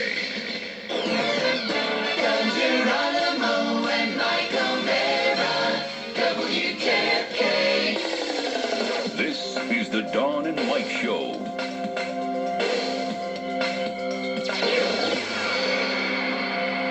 You can call Don and Mike anytime, toll free at 1-800-636-1067. They're ready to believe you. It's been a thin slice of heaven. Goodbye. Wait, you're going? Ah, dry your eyes. Yeah, I'm just going home, grab a shower and a shave, give the wife a little pickle tickle, and I'm on my way. I'll see you. 2, 3, 4. What a horrible thing to say. Don and Mike. All right, here you go. Man, we've got some funny listeners. Yeah. From our fax machine. Okay. Joke for Don and Mike. Check out the handwriting, okay? Joke for Don and Mike. Make it clean! And look at it. It says, here's the headline. A woman have 4 orgasms. God. Number 1, the religious orgasm. Oh, God, oh, God. Number 2, positive orgasm. Oh, yes, oh, yes. Number 3, negative orgasm. Oh, no, oh, no. Fake orgasm. Oh, Don, oh, Mike. Oh. And then he wrote yummy. Yeah, there you go. Women have 4 orgasms. Here's another letter from the fax. It's actually quite insightful. Hey, Don and Mike, did you notice, although Laura Corn couldn't take a measly 10 seconds out of her 5-minute segment to apologize to you guys, Salt and Peppa found time out of their 40-second segment to thank Brenda at Delta Airlines for hooking them up. There you go. Wow. Just a little something to rub in her irreverent face. Yeah, there you go. I like that. Great show, BOC, my good man. That's a great, we got to hold that one for Laura Corn because it's great ammunition because we can throw that in her face. Yeah, you can fax stuff to us, but please don't fax us like pictures of Bart Simpson having sex with Minnie Mouse, right, or the song about Lorena Bobbitt done to the theme of the Beverly Hillbillies. The inter-office humor that makes the rounds on all the fax machines. You get a lot of that. Your mother-in-law is the source on that, my right? mother-in-law. Oh, listen, that's the internet is a great thing, but it's a bad thing when old people get hooked up with it. Because my mother-in-law, here's how the chain works. My mother-in-law's brother George fancies himself an internet freak. He has Prodigy, Oh, does he really? Yeah, so he's up on the net. Cutting edge technology. Right. Prodigy, So he got on Prodigy in a chat room and downloaded about 200 of the stinkiest Bill Clinton jokes that I've ever heard in my life.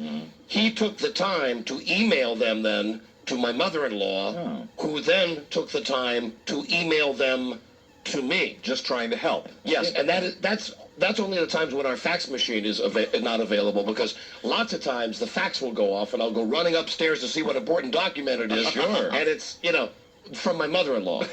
Very Lots of jokes. So we'll do here what we do at my house.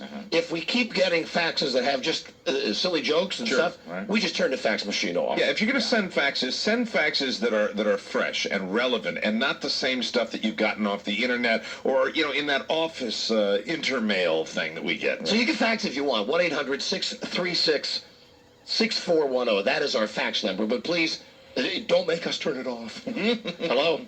Yeah, Don? Yeah. This is Ed. How you doing? Hello, Ed.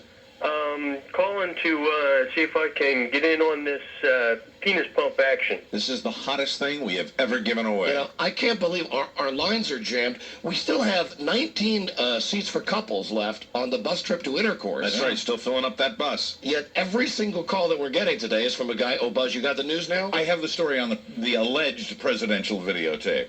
Okay. It's always alleged, isn't it? Yeah, it is now. Well, listen, we'll give away the penis enlargement at some point, but probably not today. Okay. Send us a picture. Send you a picture. Yeah, send us a picture of your penis. Okay. Okay? Yep. We'll be the great arbiters of who's the smallest. And make sure you send them, attention, Ken Stevens. Yes. Yeah, have Ken judge. That way we don't have to look at the pictures. Or even better, send them, attention, Jeremy Coleman. Buzz, what you got? I think what the lady was trying to tell us, who called us earlier about the tape, was that Whitewater prosecutor Kenneth Starr has subpoenaed a videotape from a television station in West Palm Beach, Florida. Subpoenaed. He said subpoena. In which the president was reportedly photographed with Monica Lewinsky. Well, there are some problems with this subpoena. First of all, last March, when the tape was supposedly recorded, that's when the president visited Greg Norman and fell. Right, right. The Pentagon says it can document that Monica Lewinsky was here at the time and not in Florida. And the general manager of the television station in Florida says he'll look again, but he's pretty sure there is no such tape. Huh? There is no tape. Where does this stuff come from? How does it get started? Callers, the internet, rumors, that kind of thing. And that lady movie magazines. And that lady was so excited about the news story she heard, and it turned freaks that carry your luggage to the room, Jack. Even between the news story and that woman calling us, it became there is a tape of Clinton, and she practically met, and he's hugging Monica Lewinsky on the beach, and they're both nude. Well, listen, that's what we're waiting for. Right. And you have to give some credit here to Kenneth Starr, who subpoenaed a tape that apparently doesn't exist. That guy's a big pain in the ass. Yeah, I saw him today. He gave, they said he gave so much more information than normal. No, he didn't. It's the same old crap. That guy really pasty, too. Get some sun, man. He's the type of guy that... He's the type of guy that I've bumped into on the golf course, too. And they're the type of guys that just, you'll see him over there in the woods for, half an hour looking for their ball, and then always they find it. And it's like, I found it over here. I found the ball over here. And you know that he just somehow it fell out onto the ground. Hello. That guy's a weasel. No doubt about it. Listen, I don't doubt that Clinton's, he's probably boned lots of girls since he's been in the White House, but he's not a weasel like that guy Kenneth Starr. This is not politically motivated. Hello? You guys talking about a pain in the ass? I just had anal surgery Tuesday. You did? I went through the most pain of my whole entire life. I know you guys like talking about anal exams, and I got a little information for you. We love it. It's a huge part of our show. I'll tell you something. The combination of requesting pictures now of men's penises and then this comment by this listener, people are going to start to talk. That is for sure. We're going to be on the internet. I just had to have 2 fleet enemas on Monday. And Tuesday morning, I went in for surgery. What was your problem, sir? I had hemorrhoids. Oh, my God. Man, that's bad when you got to have surgery. I must have had some hepatitis here or there. But I had some bleeding in my... Wait a minute, was it hepatitis? Oh, I don't even want to know. Yeah. Oh, God. Well, I had some bleeding in my bowel movement. Okay. I went into the ER room. They referred me on to a specialist, and the guy talked to me on the phone. The specialist said he could do it in his office. So I went to the office, and he said, we're going to have to... That's how you do them, isn't it? Yeah, Civil War days. In your office? to a hospital and give you a... Should have called Dr. Ed McMahon. Hey, You still, if you take patients after the show, you still work by oil lamp? This is the most pain. I just got my first... Right, listen, you're grossing me out, my friend. God. I did see Ed McMahon on the Regis and Kathy Lee show today. And the whole time I was looking at him, I was thinking, how many people right now, I'm going to continue a trend here, watching this show, seeing Ed McMahon, can only get the mental picture that I have. Yes. Of Ed biting Johnny's polyps. That's a great, And he's on that show a lot. He is on that show. Harry Hamlin's on that show a lot. It's like the same guests. They recycle him all the time. I saw Harry Hamlin on that Craig Kilborn show. Right.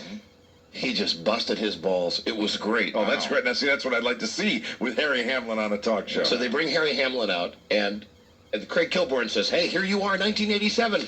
sexiest man alive. And it's like Harry Hamlin goes, I am so past that. You know, like every good-looking guy. Yeah, right. It's a burden to be so great-looking. Yeah. So then Craig Kilborn says, turn on and turn offs. He's reading right from the magazine in 1987. He says, look at this, Harry. It says turn offs, strippers. And then Harry Hamlin, he turned around. He said, well, I've changed my opinion. Oh, did he say that? Yeah. Oh, good. Well, at least he played along. Yeah, that's a funny show, that Craig Kilborn show. I hated that guy when he was on ESPN. He was terrible when he was on ESPN, but then apparently he had that edgy sense of humor that comes to the front. They do lots of really good stuff on that show. Yeah. Hello, Dynamite. The Daily Show, that's the name of it. That's right. Cello, Hello, you're on the air. I am. Yeah. Oh, we were calling about the bus trip or the. Trip to intercourse? Yeah. Mm-hmm. Well, actually, this was my husband's idea, but I'm going along with it. So. Okay. Are you going along with it enthusiastically? Yeah, actually, Very we good. just got married and I'm pregnant, so I thought it would be like our last. Danger. Warning. Danger, Will Robinson. Hold on a second. How pregnant are you? 2 months, so not showing or anything. All right, let's put it up to a vote, okay? Okay, all those in favor? All right. Oh, come on, please. Hey, Buzz, now go with your first instincts. Hold on, Buzz. it's 2-2. We need a tiebreaker right now. Buzz, that was very wimpy-like the way you did that. It's 2-2. I didn't even know I was on the air. I'm just like on hold. And... We need someone to break the tie. Charles Broyhill? Oh, God. No. Good. The standards. The standards. Come on in here. Hey, Charles. What do you say? Thumbs up or thumbs down? 2 months pregnant. Thumbs up. That's it. Thumbs up, yeah. Well, how 2 months pregnant are you? I mean, exactly. When's your delivery date? August 26th. Okay, hold on a second. March, April, May, June, July, August. Well, that's more than 7 months. I don't know. I kind of said yes just to gross Mike out. And you can notice by my stone cold. No, there's nothing gross about it at all. No. It's just 4 couples in a room, and there's nothing gross about that. No, sorry. Sorry. Thanks, though. Just work on eating well and providing your husband and you with a nice, healthy baby. Okay. All right. Okay. All right. Bye-bye. Bye. Bye-bye. Oh, dear. That's too bad. I know. It's too bad I didn't have the guts to go through with that. Daryl. Sometimes I simply say thank you. Hello? Yeah. Oh, I think it's gross, too. I mean, pregnancy's not gross, but, a pregnant woman coming on our trip to intercourse, that's gross. Buzz was pretty enthusiastic about the idea. He put his arm up in the air like in Black Power. Like those guys at the Olympics that put their fist way up in the air? That's not as gross, though, as then when we do strip trivia, when we have pregnant women wanting to call for strip trivia.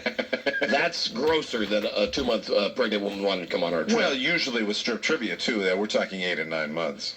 We're talking about right. We've had those calls. We have indeed, yeah. And then they always say, aren't pregnant women sexy? And we say, yes, but you can't play. Hello? Hello, you're on the air. Hello? Hello? Yeah, hi. Yes, this would be your time to talk, ma'am. Go ahead. Hello. Yes, you're on the air. Yes, I want to go to intercourse. Uh-huh. Please. Well, why do you want to go to? Why? Are you married? Yes, I am. Have you run this by your husband? Yes, and he thinks it's great. All right, let me just give you the quick quiz. Okay. You tell me, what do you think is involved in the trip to Pennsylvania? Just riding on a bus. Yes. And hopefully having fun on the bus on the way up there. And getting up there and you guys have got 4 rooms and just everybody going in and doing it. Well, is she right? She understands the concept. She's got it. I think I know how to do it. I have 2 kids. Okay, and you've run this by your husband? Yeah. Okay, and the celebrity that you and your husband both think you most resemble? I don't know. I've thought of that since last night and I can't come up with an answer. I wish people would just make up something then. Okay, I can make it up. I look like Okay. Pamela Lee and he looks like Tommy Lee. We've got videos. You do? I do believe you have videos. Oh, that doesn't surprise me at all. Okay. She named the night. She named the night. Is she on the bus? Please. Yes. Yeah, she made it. Cool. You're on the bus, ma'am. All right. You're on the bus. We'll see ya. Happy Valentine's Day. Thank you. All right, hold the line, please. Okay. Hold on a second. And now, do you see we've made that transition where the penis enlargement is being eased out by the desire to go on the bus? I hope. Hello? Hello? That was a penis enlargement guy. Yeah. And he just hung up. He panicked at the last No, minute. maybe this is him. Hello? Hello. Don and Mike show. This Charles? Yes, Charles in charge. Oh. I just wanted to see if you guys could let Don and Mike know, unless they already know, that Bird in Hand and Blue Balls are within 10-mile radius of intercourse. I just thought that might be an interesting... We've actually said on the air that Blue Ball is going to be one of the stops. Yes. I am sorry, I must have missed that. All right. Well, whose fault is that then, huh? That's mine. That's right. mister. I'll change my lifestyle. And see, we even know that paradise is on the other side of intercourse. Okay. We know all about it. Yeah. Thank you, Buster. Thanks. All right, bye-bye. I thought that was the guy with the penis enlargement, but apparently it wasn't. Well, he needed it too. He just didn't bring it up. Let's give away something right now, but no penis enlargement, okay? We're saving that. Unless you get turned on by the cartoon Hercules. Then you're on your own. I'm very turned on. Where is my kit? 1-800-636-1067. Call 100 right now. We'll give you some stuff, and we'll be back. This is the Dawn and Mike Show.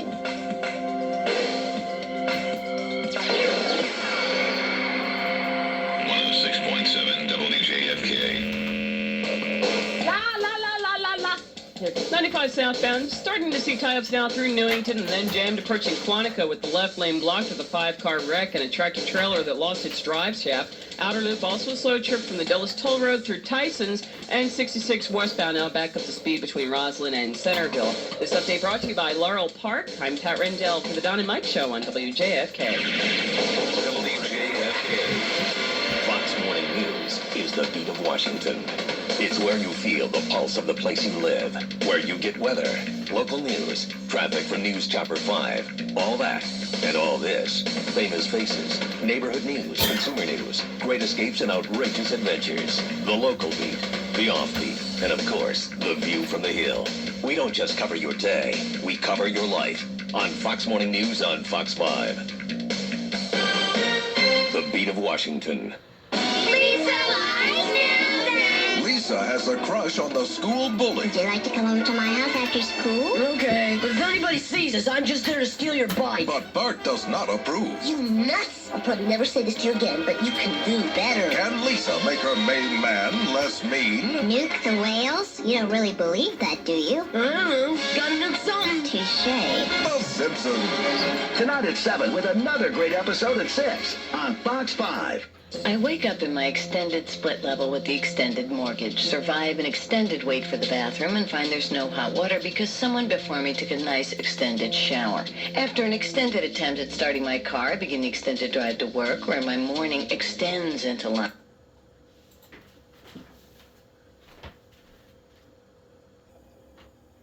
Plans tonight, your day's just been extended. On the way home, I extend the speed limit and get an extended explanation of why I'm getting a ticket. I see a place that sells scratch-offs and figure I could use one. A nice, juicy, instant game that lasts long enough to push this day into the extended recesses of my memory. So I walk up and ask, what do you have that's extended?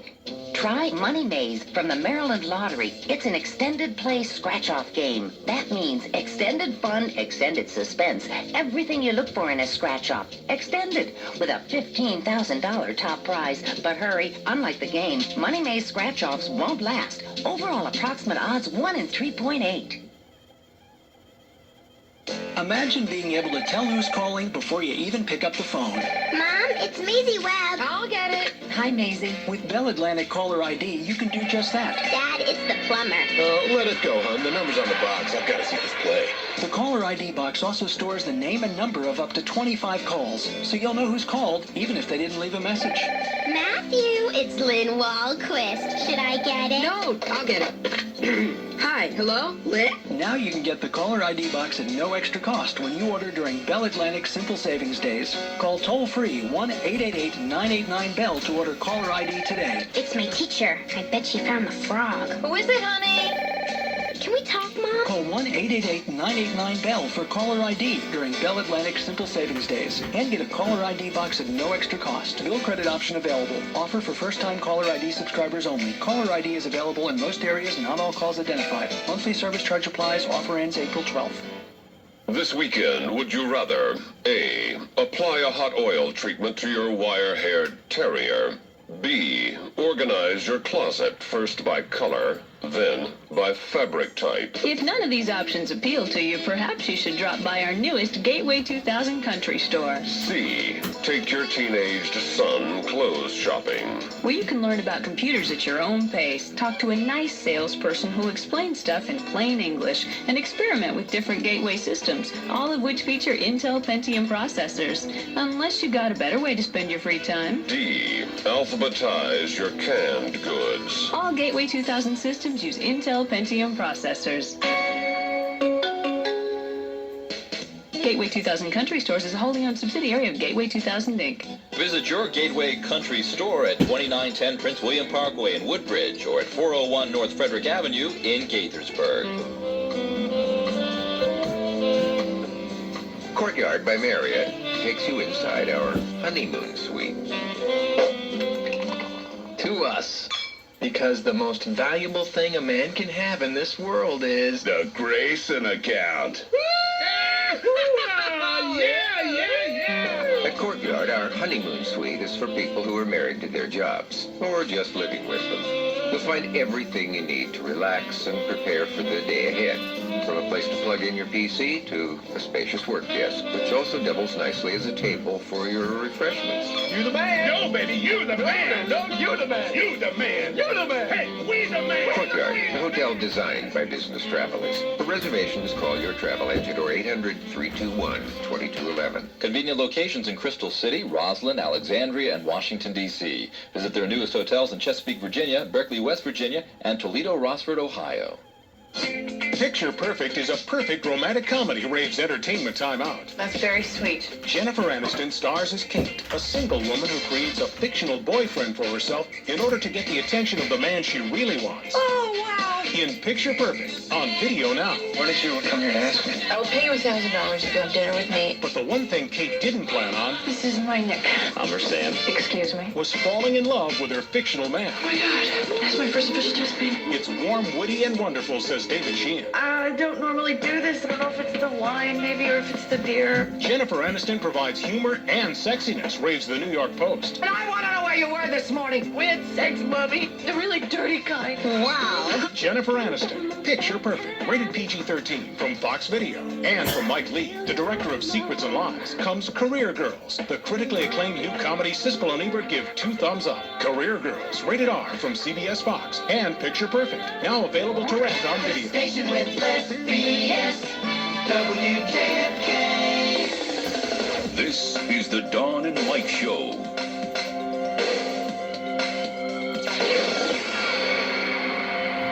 And she was saying that she was 2 weeks pregnant. And I didn't believe it because when you're 2 weeks, just 2 weeks pregnant, you can't really tell just because you haven't seen your menstruation. Right, exactly right. Yeah. Working harder than Rudy Martzke's liver. Don Geronimo and Mike O'Mara.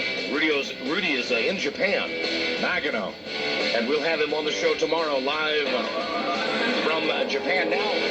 Caller 100. Hello, Don and Mike Show. Hi. Hey, hello. Who's this? Anita. Anita, where you from? Ventura, California. Anita Man to hug and kiss. That's one from The Simpsons. Yes. Yeah. And I know Anita's sister, Alata. Hey, Anita. Anita, you're call 100. All right. Where are you from? Ventura, California. You want a copy of Hercules. All right. And that's from Walt Disney Home Video. Thank you for listening. Uh-huh. Anita. Alata, Anita. Okay, Titanic. Yes. Listen, I'm the only guy in the world that doesn't like this movie, that hasn't seen this movie. We haven't gotten a lot of calls of people from people that haven't liked it. I'm out there on an island, man. And I loved it. I will, every time we bring it up, I will urge you to go see it, even though I know you will decline, because now your heels are firmly dug into the ground on it. And I not go see it. I found out today, Canon Grace, the Gentle Giant. He's seen it twice. No. Saw it again last night. He's seen it 3 times. He's seen it 3 times. He has exquisite taste in cinema. Something wrong with that boy. Have you seen it, Buzz? No, not yet, but perhaps this weekend. Good man, Buzz. I'm eager to see it. Ah, shut up, Buzz. This Listen, I obviously am in the wrong on this. You would like it, and I've told you that there would be one scene in particular. You can take out all the It's disaster. not and worth stuff. 3 hours to see some girl naked. Well, I'll tell you, the movie's great, so you wouldn't be bored. P.U. boring old stuff. Did you like the Poseidon Adventure? Thanks, Rob. Yeah, I did though. Well, you know, I answered that as a serious question. I did. well, you know, you like the disaster film. I don't like period pieces. I know you don't like you ever forward. You don't even like looking back. You don't even like looking in your rearview mirror. But I tell you something. I don't like olden stuff, man. This movie is it's just so real. Boring. It's so real with the Geez, disaster. I wonder what the plot is. The ship goes out, the ship sinks, everybody dies. That's not the plot. Good night, everybody. That's actually not the plot. That's the oh, key. yeah. Ooh, about the old people and the jewels. Hey, a bunch of crap. Anyway, listen, I'm You're in the standing minority. alone on this one. I'm in the minority, but I maintain that movie sucks, and you people are all suckers for going to see it a million times. Like Canon Grace, go ahead and make James Cameron the most powerful man in Hollywood. It has a very good shot at winning the Academy Award for Best Picture. So did Out of Africa, Mike. So does every other boring Did Out of movie. Africa win an Academy Award? I think for it was Best Picture? nominated. Was it nominated? One of those boring it's movies. It's a great example, though, to throw up against it. I mean, because I can't defend Out of Africa. That's the genre. You know, your French Lieutenant's Woman. Oh, come on now. It's not even in the same category. It's not in it's any Meryl Streep movie. Those movies could have used a shipwreck. Okay.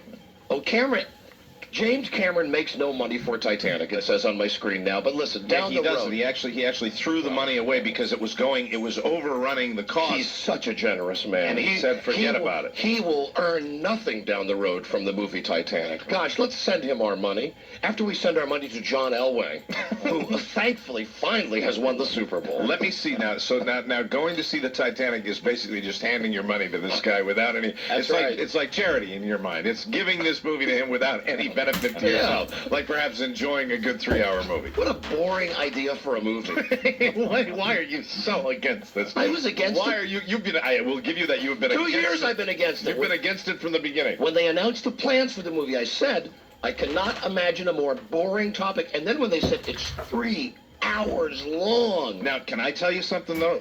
I'd like credit for this because I said it when everybody was saying about the Titanic that it was going to be a big disaster, and not just a disaster film, a disaster of a movie. I said that this movie is going to be a blockbuster, and that's before the movie even came out, and sure enough, it was a blockbuster.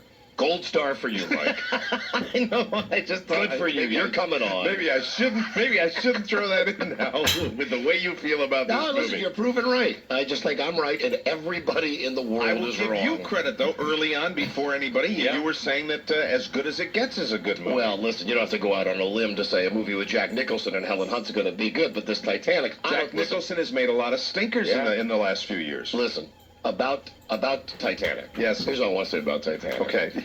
Leonard DiCaprio. Leonardo, yes. Okay, I got nothing against him. He's a nice kid. Why are you calling him Leonard all the time? Why do you insist on calling the poor boy Leonard? Because I don't like calling him Leonardo. That is his name. It's That not is- Leonard. I will call him Leonard DiCaprio. I called him Leonard DiCaprio when he was in Romeo and Juliet. I called him Leonard DiCaprio when he was in that movie with De Niro, where De Niro was the dad of the Boy Scout leader. You like all those paintings by Leonard da Vinci? Okay. What does it say about him? Oh, about Len? Yes. About Len DiCaprio? Now, Len, I like that. Lenny? Lenny DiCaprio. Lenny DiCaprio. There's a guy who looks just like him. Okay. A guy who lives here in the D.C. metro area, and he works at a coffee store at Tyson's Corner. Cool. A big affluent shopping mall. Yeah. Let's call him now and know the man's name is not Jim McClure. Jim McClure, of course, thinks he looks like Nicolas Cage. Yes, and now he's moving that into Leonardo DiCaprio. And the chicks are going wild. He sells that. He sasses that. I was reminded today that Big Gum Jim has a birthday coming up. Oh, boy. And that last year he got a special treat on his birthday, and he was wondering if he could have the same. Yes, hello, is this the Java place? Yes, it is. Hey, hi, this is Don and Mike, and we're doing our show right now. How you doing today? How's business today? Oh, very good, thank you. Hey, listen, we're looking for this guy who looks like Len DiCaprio. He's not working today. Excuse me, Leo DiCaprio. Right. Leonardo. Right. Leonardo.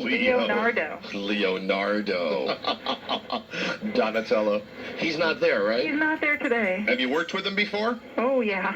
Does he look like the Titanic boy? Yeah, he does. The pretty boy? Yeah. Do all the ladies that come through the coffee store, do they all swoon over him? At least the 12-year-old girls do. Really? Really? Is he interested in the 12-year-old girls? I don't think so. Oh, good. I don't think his girlfriend would be real happy with that either. Oh, he has a girlfriend? Yeah.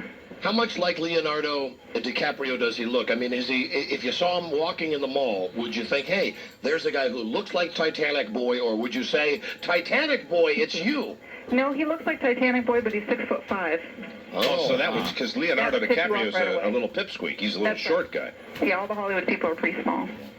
Do people ever come into your coffee shop and think that perhaps the Titanic boy is serving them their Java? Yes. They do, really? They do. Oh, so he's 6'2". Has he thought about having himself shortened? I don't think that would be a good idea. All right. I could handle that. Don Geronimo, Civil War surgeon, could take the little saw to him, and he'd be, the proper height. Well, I'll let him know. Has your coffee shop tried to capitalize on this?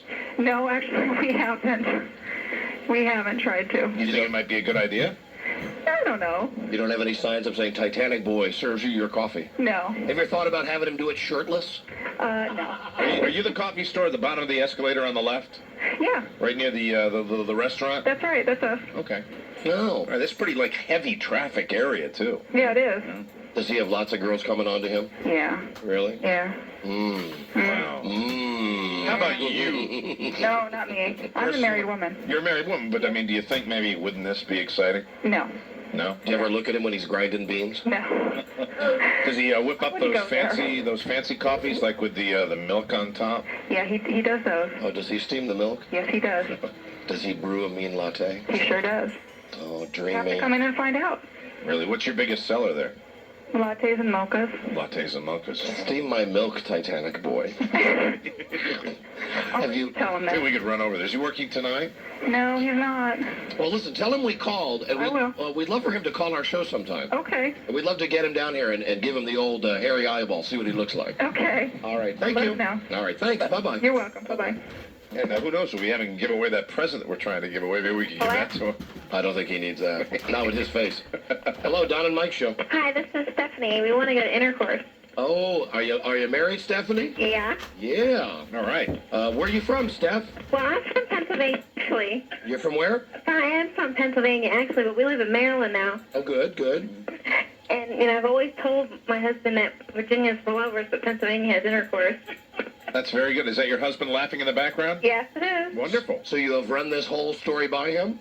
Oh, he actually ran it by me. Oh, good. And you sound pretty charged up about it. Yeah. Would you like to join us? Respect. What? Would you like to join us for the most memorable Valentine's Day ever? Yes, we would. Tell me, just real fast, let me give you the standard quiz. What do you think is involved on the trip to Intercourse next Friday? Well, intercourse? Yeah, but give us a little more detail. What do you think? What is your idea of this this little jaunt up to Intercourse, Pennsylvania? Well, a whole bunch of horny couples get on this bus. Maybe there'll be some alcohol.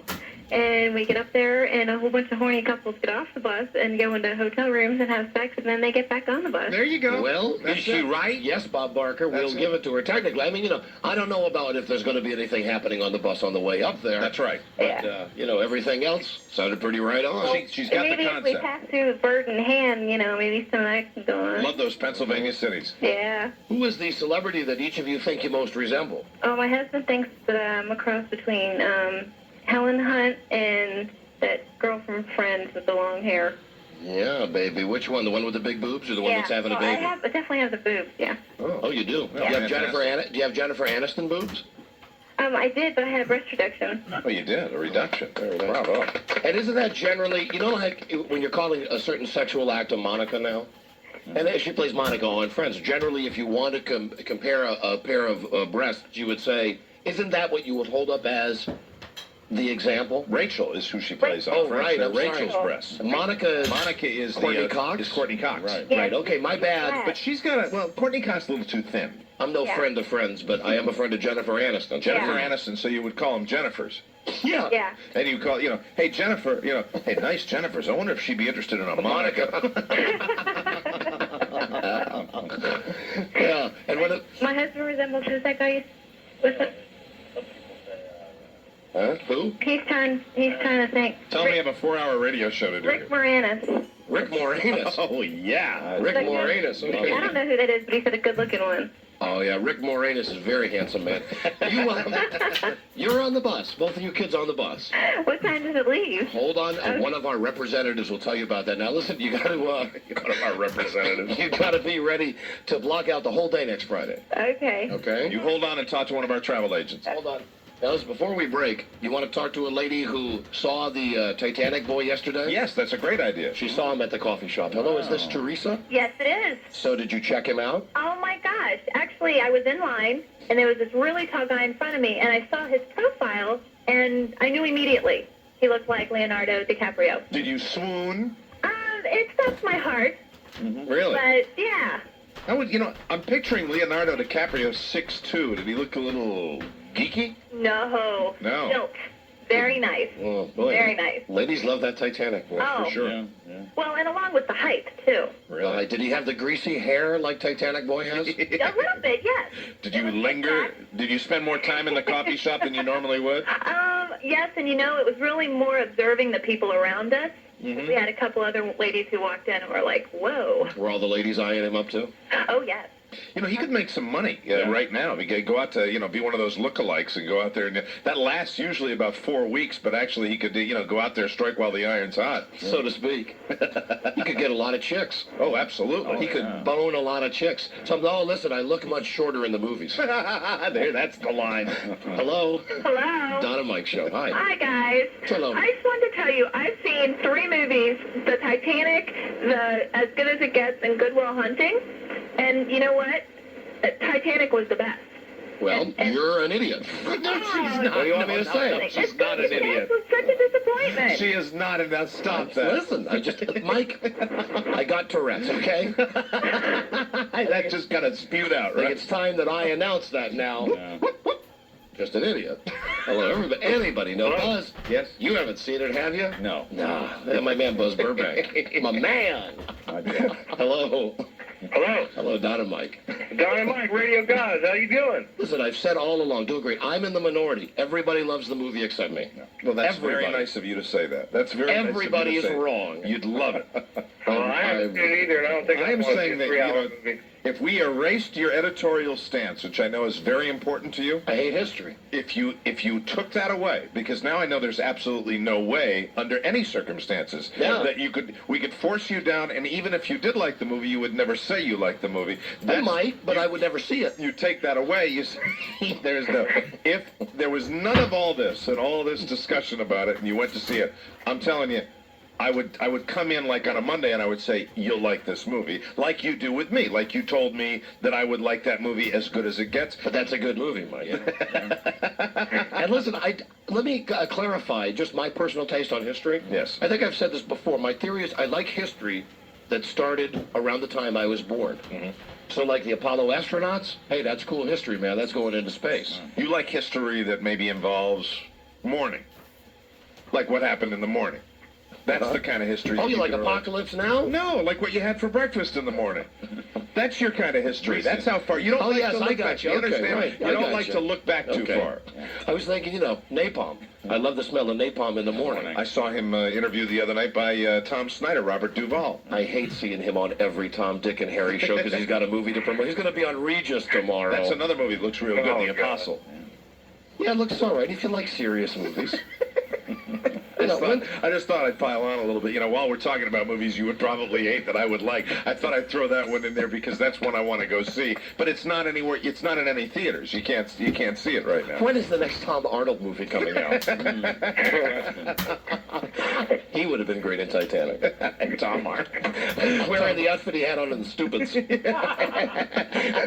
hat. Some guy with a gun at his head. Get in the lifeboat. Hello, sir. Hello. Hello. Hi. Don and Mike, Radio Guys. Yes, hi. Thanks for waiting. Hey, how you doing? Doing great. Hey, I would love to go to intercourse. You would? Yes, sir. Are you legally married? Yes, sir. Have you run this by your wife? Yeah. Is she there with you? No, she's not. That's all we require is that both people get on the telephone together to tell us that they both are really into it. Really? Really? Yeah. Well, I've been listening. I've only heard you have like a couple people with their spouse right there. Yeah, but usually it's the woman calling. See, we call us silly, but we trust women more than men. Right, okay. Okay? So, like, if a woman calls and says, yes, my husband has told me that we're going to go up and have intercourse on the show, then we would tend to believe the couple. Not that we don't believe you, we just need to hear it from your wife. So usually the way it works is you either get a call from a woman or we get a call from the couple. We don't really entertain the calls from guys because, you know, guys, as everyone knows, are dogs. Because a lot of times we do stuff like this, and at the last minute, a guy will call us and say, oh, listen, my wife didn't totally understand what was going on until we got in the car to come down to your show. Exactly. Gotcha. Okay, so please, no problem. Listen, we got 17 couples still to go. We got plenty of room. Call us back. We want to try to avoid, like, couples coming down to the bus and we have that Ally McBeal look on the woman's face. Okay. I'll get her to call you. Oh, she would have been great in Titanic. I'd pay to see her drown. Ally McBeal. Now, that we agree on. We hate Ally McBeal. Hello, Don and Mike. Hello, Don. Yes. You, if memory serves correct, you used to like a movie, a year or so ago. Let me think if I can remember the name. You thought it was going to be top dog movie. The Flintstones. I loved it. I thought it was... No. And you don't like the Titanic. Maybe the Titanic is slightly over your head. Oh, listen to this now. Now you've done it. Smart guy. Listen, you have to be smart to like Titanic. I got better things to do with my time. Like the TV Guide crossword puzzle. God damn, that's tough, man. It takes me 3 hours a week to get through that. But that Bam Bam, now there's... Now listen, hold on a second. Short, not tall. Now this is a guy that's obviously taking issue with your attack of Titanic. Right. Slightly attacked. Well, go ahead. Be perturbed. I think you're an idiot. That's fine. That is my... I'm an idiot, but you thought the Flintstones was going to be an Academy Award winner. No. Never said that. Hold on. I never said that. I never said... The argument about the Flintstones was, first off, would it be a good movie? And second, would it make $100 million? All right, you can debate if it was a good movie or not, but it did make $100 million. It was a blockbuster. And it was, in my opinion, very true to the cartoon. Yep.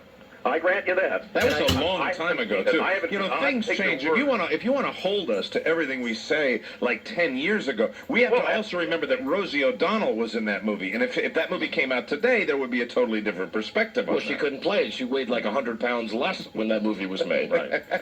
And even then, she was a fat Betty. She was so hot in that movie, Exit to Eden. Or they strapped her into that stuff. So listen, don't be upset by what I say. Listen, you should not even react. I'm not upset by it. You should not react to what I say. You should just not call. Okay. Just because you're an idiot. I promise to never call again as long as the Flintstones doesn't make the top 10. The Flintstones did make the top 10. The Flintstones was one of the top 10 money-making movies of 1990, whatever year it came out. Now, what is your passion, sir? Is this positive passion for Titanic, or is this more negative passion for the Flintstones? No, I think Don has a slight pattern about his movies that he likes and doesn't like. Sure. Yes, right. I'm right. Have any kind of... And you're an idiot. You won't like them. Right. If it's an intellectual movie, I don't want to see it, man. I hated going to high school. There you go. Now you've enlightened everyone about your choice in movies, and that's right. I'm right. That was my ultimate goal. You're the idiot. There goes that Tourette's I think problem again. We'll have to disagree to agree and et cetera, whatever. No, it's agree to disagree, but that was probably over I'm not your going head. to agree to that either. I know more about movies than you'll ever know. Let me ask you this. Have you ever been cut out of a major movie? Yeah. Have you, son? Does that include getting up to the line and then not having any tickets left? Son, have you ever been involved in the production of a major motion picture? Good argument. Have you ever been called by a Hollywood star who has said to you, you've got a clever show? And then he says, come be in my movie, and then the son of a bitch cuts you out. Let it go, man. Has that ever happened to you? That happened to me. I know, but you made it on TV. No, we didn't make it on TV. We failed miserably. We've always failed on television. You had your cameo spot on Babylon 5. There you go. What are you, like a historian of the show? Well, you're just very into the show. Hey, listen, rent the Flintstones. I only listen 3.5 to 5 hours a day. Thank you. Have you ever watched the Flintstones movie? No, I've never seen it. Oh, there you go. I mean, you can't do that. No, yes, you can, Mike. That's right, you can. I know Titanic sucks, and I haven't seen it. Movies that you've never seen, I can certainly do that. All right, thank you, my friend. There you go. Bye-bye. Bye-bye. Bye-bye, idiot. Best thing about the Flintstones movie? Halle Berry. No, the best part about that movie is the beginning, where they do it just like the cartoon, where Fred jumps out of the dinosaur and then does the with his big toes. All I remember was Halle Berry crawling across Fred's desk. Remember when he gets the executive job? I kind of remember that. I remember where they went bowling. It was just like on the cartoon, man. Just like it. That's great. Hello? Hello? You know, that was Spielberg. He tries to keep that quiet, but that was a Steven Spielberg movie. Was that really a Spielberg yes, film, it The was. Flintstones? Sure was. Hello? Don?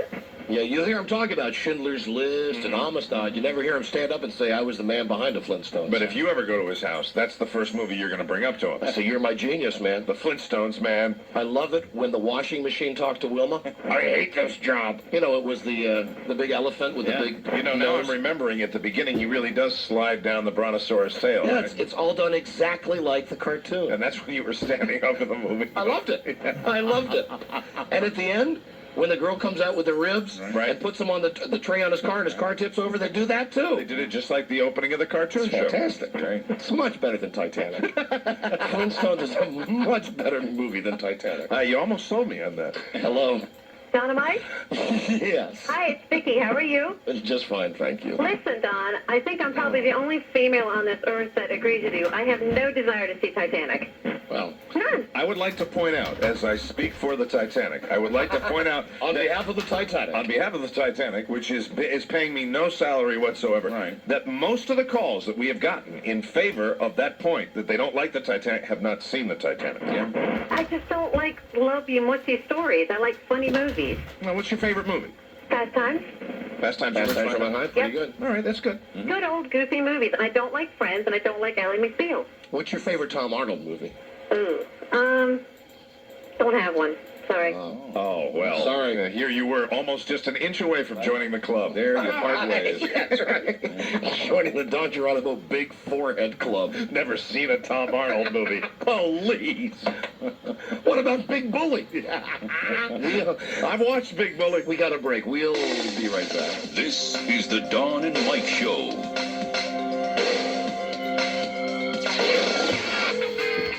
I don't know where my family went. Are they, were you talking to them a moment ago? Yeah, I don't know what happened. I hit the redial and they're not there now. My kid went to the doctor today. Mar went to the doctor. And how's he doing? Thank goodness, doing much better. Great. He will go back to school on Monday. That had been the big concern all day today. That you know, he kept saying, "Well, call me back, Dad. If I go to the doctor today and he says I'm okay, do I have to go to school tomorrow?" Right. So we had to have that big executive decision, and then we had some big fun today, learning about the American Revolution. Hey, you were helping him with his big term paper? I was trying to help him. You know, doing the best I could. Maybe that's why the reaction to history there, you were dealing with a lot of the real stuff. I find myself, when I help my son do something on those occasions, because normally my wife is in charge of the homework. That's all taken care of before I get home at night. But like today when she was out doing something, and besides, she's going through that whole thing now again with the seasonal disorder. Oh, seasonal depression, yeah. Because the weather is gray and it rains every day. And she's going to have to get out that big, do you remember that big light that somebody sent the show? Yeah, she bought a light. They sent us a light, and she used it because they say if you get the rays of light, it cheers you up a little bit. It's like this big-ass depressing fluorescent light that she sets right next to the computer or right next to the table where she's sitting. And soaks up the rays. Yeah, and it's supposed to help. She's been in that cycle all this week, so she went out and did some stuff today, and Bart has all this homework that he has to get caught up on. He's been out of school for 2 weeks, and I found myself, I don't want to let on to him that, listen, of course I know about the American Revolution, Benedict Arnold, Paul Revere. Sure. But as far as dates and stuff, that's tough. Okay, listen, I don't remember all that stuff. So what I'm doing is, as I'm talking to him, I am looking ahead in the book. There you go. Okay, I'm like... What do you think teachers do? Yeah, I'm like 3 pages ahead, trying to anticipate when he says, Dad, when was this? I go, Bart, 1739, buddy. So I think everything's okay. Maybe they're out getting dinner for us or something. I know this. I know that after 2 weeks of my kid being at home every day and being laid up, and my wife being at home watching the baby. I'm ready for both of them. Just get out of my house. I know that I've formerly spent a lot of time about my wife, complaining about my wife going out to her cucumber sandwich lunches and her parasols and a book club. Go. And he's due back at school on Monday. Yes, he is. And you will be driving him to school. Yes, and we might go Sunday night. We might just go Sunday night. Well, the term paper was a success then. I mean, it sounds like you did okay. The term paper was a success until Mommy got home. Oh, really? And then, Mommy read it and said, well, this is bad. He says, well, Daddy said it's okay. The Boston Tea Party didn't occur in 1960. And that's when I said, hey, gotta go. Yeah. Gotta go fill up the bus intercourse. I would, the prospect of even going near my kids' homework when they get to that age absolutely terrifies me because, in school, if you're not a good student, and I wasn't a bad student, but I also wasn't a student that really focused on a lot of the details, that scares the hell out of me that I'd be sitting there next to my kid and there'd be like algebra or something like that. I pulled one out of my ass today. That was Animal Farm. Right. Who was that book written by? George Orwell. Oh, smart guy. See, you were a good student. You know what? I swear to God, I had to stew on that. It was like Final Jeopardy. What is it about? It's about. I know I'm showing my lack of reading, but it's about a pig, right? A Snowball and Napoleon. Clever. You ever read it? No, I read Charlotte's Web though. It's about class structure and society. It's kind of like that. Acted out by animals. Yeah. Of Mice and Men, I read that. Kind of It's a good one. Yeah. You ever read The Happy Hooker? By Xaviera Hollander. I bet you read it more than once, right? I know the author there. I could probably tell you her age. She'd probably be about 60 now. So I'm stewing on that. He's like, Dad, who wrote that book? I'm like, oh, Animal Farm. I came up with it, and then it's like, I have one double J. I go, George Orwell. George Orwell, got it. Book it. Write it down. Positive I'm correct. So in a way, although you're helping with the homework, I'm you were learning doing myself. You were homeschooling, is what you were doing. So you actually had to, in a way, sample that homeschooling. Exactly, and that's why I hate homeschooling. Because a Nimrod like me shouldn't be teaching his kid anything. Even with all the books. Right. Forget about it. Well, if my wife calls back, let me know, please. Hello, Don and Mike Show. Hi, how are you? Hi, doing great, thank you. Hey, I'm calling about your trip to Intercourse. Yes, ma'am. Oh, what can I do to get on this? Oh, it's very simple.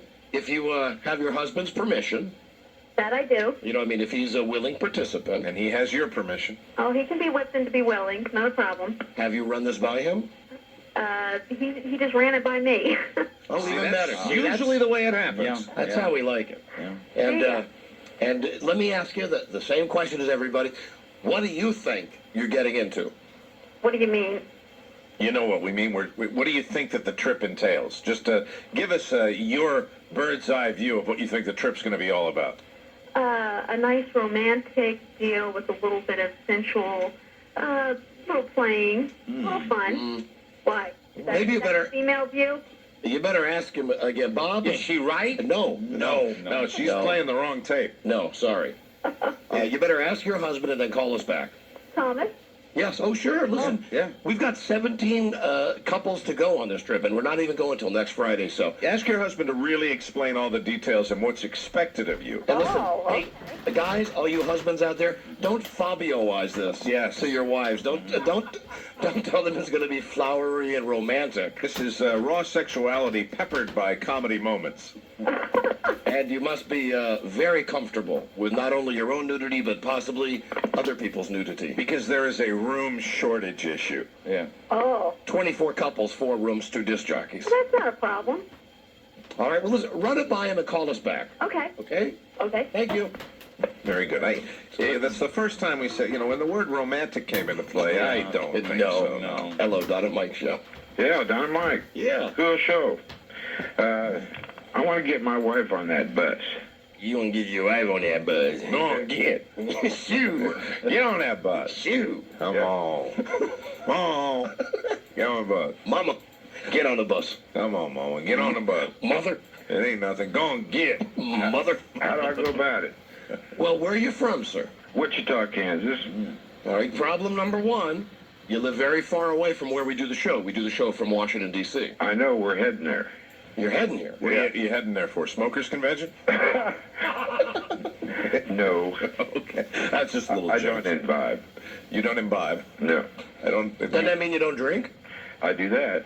Yeah, but you don't imbibe cigarettes, sir. That'd be you put them in a blender and drink them if you do. You what? You coming to town for the big the liquor convention? No. My wife. We're having a liquor convention. My wife and I have a chance to take a little vacation. We're going to do it. Oh, did you ever hear that joke when you were a kid about rubber balls and liquor? Yes. And I forgot the straight line for it. It made no sense. Right. It was like, no matter what I ask, you say rubber balls and liquor. So you go, hey, Mike, what'd you have for breakfast? Rubber balls and liquor. What'd you have for lunch? Rubber balls and liquor. What'd you have for dinner? Rubber balls and liquor. What'd you do to your wife last night? Rubber balls and liquor. And it didn't make any to a sense. fifth grader, that's hysterical. Right, but, you know, think about it. I remember that, and that's exactly the grade level that it was from. Yeah. I remember that because we used to tell it, and it was that you asked the question. Yeah. And then you would just kick your head back and laugh, big teeth showing. Yeah, when we were kids. And then we are a couple of guys staring at 40, and we're still laughing at it. That's funny. It is funny. That's funny. Rubber balls and liquor. That's a good gag. So anyway, sir. You and your wife are driving to D.C.? Yes. When are you driving here? Well, we planned on leaving for the entire week of next week and coming back on the following Monday after Valentine's Day. And have you talked to your wife about this? No, but... Okay, run that. Listen, like you say, everybody. I bought a bottle of chloroform. Yeah, okay. In fact, don't bother running it by her. Run it by her if she's still alive. Hi, honey. Hello. Right, I took the chloroform. Breathe this. I took the chloroform and I put it up to her face. I said, "You better get on that. Go and get on that bus." You. Hello, Donna Mike. Hello? Hello, Las Vegas, Nevada. Yes. Hello. I know you guys love Arnold Schwarzenegger, right? Only because he's the greatest actor of our time. Batman.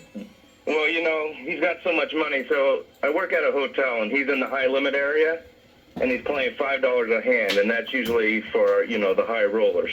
He's playing $5 a hand? $5 a hand, and he had to borrow money from the people he was playing with. And then like where guys like me would play, the real cheap guys who have no money? Is that blackjack? You're talking about blackjack? Yeah, blackjack. Yep, blackjack. Well, I mean, a lot of celebrity famous guys, don't feel like gambling. It's like some guy that makes $50,000 a year that, goes to the penny slots. Yeah, but why? Yeah, I mean, he can afford it. Trust me. Well, maybe he's pee-whipped.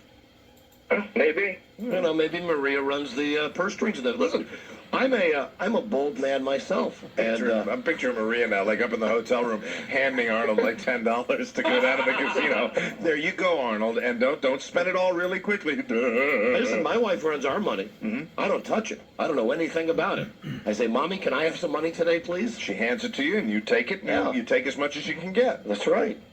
All the time I'm asking her. Please, can I have $5, please? Mommy. I need lunch today. I'm a grown-up man, please. So did you walk up to Arnold and tell him he's a big wuss? Oh, no. I wouldn't say that to him. He's not that... He's pretty big. Yeah. But I didn't say anything to him. I don't want to bother him. Looked like he was concentrating too much on trying to add to it. Thank you. What hotel do you work at? At the... At the what? The Luxor Hotel, the Pyramid. Oh, the Pyramid Luxor. in the desert. The Pyramid. I have a hard 19. What do I do? I kill the heroes. Batman. I will break the table in Batman. Oh, this is so hot. What is 19 and 1? I wish my father was here. My father, the Nazi. Tries to keep that quiet, I know. Even we didn't when we got that story. Oh, this blackjack is so hard.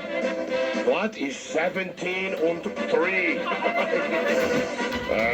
Don't rush me, dealer. I'm trying very hard to come up with the concept. Kill the heroes. Give me more chips. Yeah, Dankeschön. Hello, Donna Mike Show. Hello. Hello. This is Chris calling. Yes, Chris. Hi. How's it going, buddy? Great, buddy. Hey, I want to say hi to Buzz, too, buddy. Buddy. Hi. I'm just calling about that joke. It's not rubber balls and liquor. It's rubber balloons and liquor. Oh, listen, the way that I heard it when I was a little kid, it was always rubber balls. No, always. rubber balloons and liquor. Yeah, little kids always mess up these I jokes don't remember anyway. it This rubber balloons. Neither do I. That sounds like an adult. The reason it's dumb is because it was rubber balls and liquor, and we were laughing, and it doesn't make sense. Right. It sounds like an adult who's taking the joke and trying to make it into an adult joke. Exactly. No, when I was in grade school, rubber balloons and liquor. That's why we call it girls. Well, maybe you came from a more sophisticated part of the country than we came from. Private Perhaps. school. Yeah. That's very true. Perhaps. Mike and I are both sad to say we are from the public school system. Me too. I guess it would give a new meaning to your joke, balloons on chin. Balloons on chin. All right, buddy. Thanks a lot, buddy. All right, bye. Bye, buddy. Bye, buddy. Another chance for somebody to help. Hello, Todd and Mike show. God, do we get a lot of help on this show. Hello. Hello? Hi, you're on the air. Yes, me and my boyfriend would like to go to intercourse. Are you legally married? Yes, we are. Now, is this your real voice or is this a made-up gay voice? No, this is mine. Because we like doing that, too. Hello. Gorgeous. Nice to meet you. Oh, John Big D and the Big DLT. Rosie, I washed my dog. Hello. Hello? See, not a real gay guy. There you go. No. Not a real gay guy. Oh, boy, that's a shame. Hello. Hello? Besides, you'd have to be like married in San Francisco or Hawaii or somewhere like that. That's right. Lots of good marriages out in Hawaii. Or it's legal. That's what Jim Neighbors married Rock Hudson. I believe so, on his orchid farm. Macadamia nuts. His peanut farm. Oh, that's right. Macadamias. Corn farm. Rock, let me feed you some nuts. Open your mouth. Hello, I'm singing. I sing like this and talk like this. One of the great mysteries of life. Gomer says hey. Hello. Hello? Hi, Dynamite. Are you calling about the trip? Yes, I am. Listen, can you hold on, please? Sure. We're so backed up. Let's do a quick break and then we'll be right back. This is the Dawn and Mike Show.